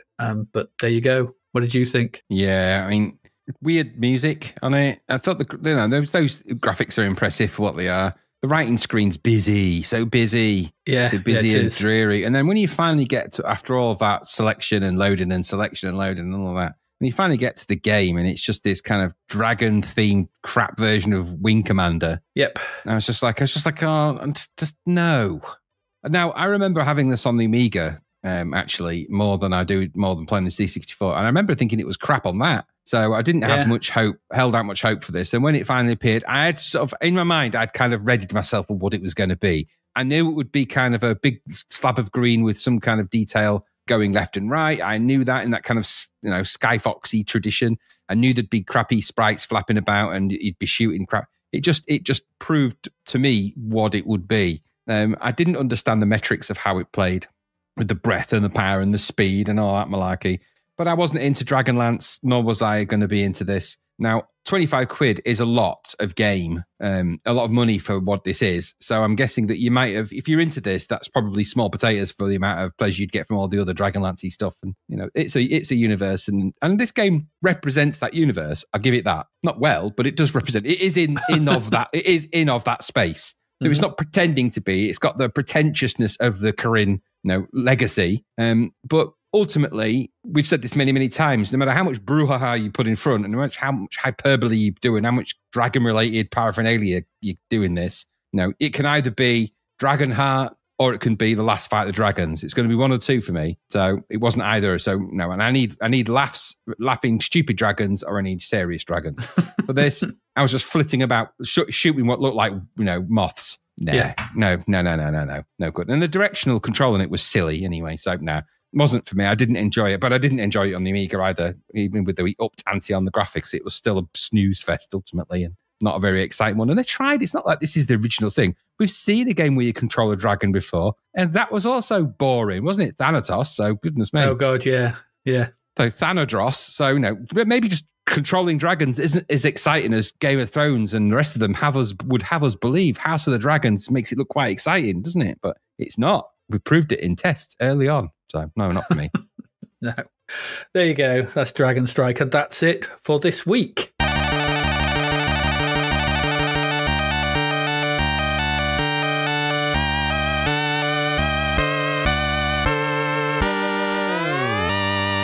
Well, the weird for the week is boring.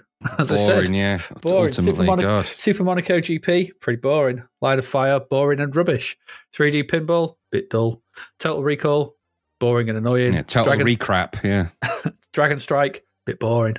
Yeah, boring. So it's a bit dull this week.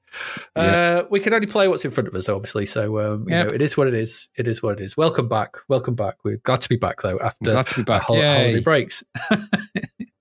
Hopefully you can hear it. You can hear it in the enthusiasm. In the enthusiasm. Enthusiasms. We've got enthusiasm. Enthusiasms, yeah. Of course, we've got still stuff to play next week. We've got 5 more games to round out March. There's only 10 games reviewed in the issue that month. So we've got next week, we've got, it's a doozy. It's Last Ninja 3. Ooh. Okay. Supercars. Weltris. Teenage Mutant Hero Turtles. Yeah. And finally, Turbo Kart Racer. Oh, I'm going full Chenard that week. You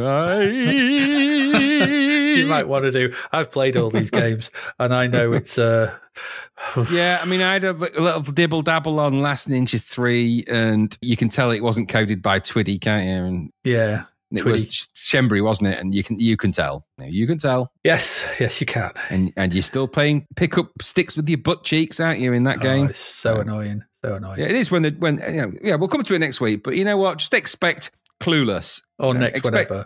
Next episode. Yeah. Yeah. So we are. I know we've just come back. We do apologise, but. Work gets in the way yet again, so there won't be an episode next week. So it'll be 2 weeks before we get back into Last Ninja 3 and everything. Sorry about this. We try our best to record and everything, but work, holidays, and stuff just all sort of come at once, and Christmas and everything. It just all happens at once. This episode it's has just been. It's a new year. We don't start Our year doesn't start in April. It's not a tax year. A new year for us starts in January. And so we have all sorts of stuff that begins in January. And that just precludes being able to record this podcast in any effective time frame. I'm out the country anyway, so it's not going to be so easy to do. Exactly. And I'm on holiday as well. So it's just a bit of a tricky time next week. So it'll be 2 weeks. So, set your phases to stun for 2 weeks time. But so just letting you know, but when we do come back, those are the 5 games we will be looking at. Yes. But yeah, so that's it. Have you got anything else? If you want to support us, as we come back, you can do that. We have a Patreon, which is patreon.com/Zapped to the past. It is. You'll get these episodes early, ad-free. You can join in the Discord, where over Christmas we had a 12 games of Christmas challenge. It was quite good fun. That's fun. Lots of high scores and stuff going on there, so that was quite a good laugh. And everything like that. And obviously our unending thanks. You can do that for a small pittance. It's a few pounds. It's not much. That's all it is. You can donate on Ko-fi if you want. You can interact with us on social media, on the various social medias. So please do that if you want. You can also buy our merch at zappedtothepast.shop. And you can go buy hats, or are there hats? I don't know. Are there hats? I don't know if there's a hat. We can do a hat. I think there is. We could do maybe that. There's hoodies, mugs, there's t-shirts, mugs, stickers, all sorts of paraphernalia. Novelties, party tricks, all kinds of things. Novelties. And you can also go and visit the website, zappedtothepast.com, and have a look at all the games, because the entirety of 1991 is up and on there. So you can see what's games are coming up for the next year. The next, however many episodes. On that, I think we'll call it a night. Yep. Have you got anything else you'd like to say on this tumultuous, exciting episode, Graham? No, I'm living my memories of a lifetime now, so I think we're done. Absolutely. So, on that note, I have been Adrian Mills. And I have been Recall, Graham Raddings. And you have been listening to the 10th edition of Numan, and we will see you again next week. Goodbye. Thank you for listening to the Zapped to the Past podcast. We hope you enjoyed our deep dive into the world of Commodore 64 games, as well as the music, films and TV from around the 1980s, driven, of course, by the issue of Zap 64 magazine published at that time. We will return with a whole new batch of games and stuff to talk about next week. Until then, if you want to listen to or download previous episodes of Zapped to the Past, and why wouldn't you, they can all be found on our website at zappedtothepast.com, as well as being available on Podbean, Apple Podcasts, Google Podcasts, Spotify, Deezer, Audible, Player FM, and, well, pretty much anywhere where we can upload them. By the way, we do always love to hear from our amazing listeners, so if you'd like to contact us about anything in the podcast or beyond, you can do so by emailing us at zappedtothepast@gmail.com. We're also active on Twitter under @ZapTothe, as well as Facebook, Instagram, and most social media platforms. Just search for Zap to the Past and you'll find us. Oh, and if you like the podcast and what we're doing, please do like, share, review, rate us. It really helps. Something, apparently. The Zap to the Past podcast is written and produced by Adrian Mills and Graham Raddings, and recorded at Flaky Bits 2.0 Studio. All opinions expressed are those of the writers, and while we indeed love Zap 64 magazine, the Zap to the Past podcast is not affiliated with it in any way. Stay safe, see you next time, and remember, we play these games so you don't have to.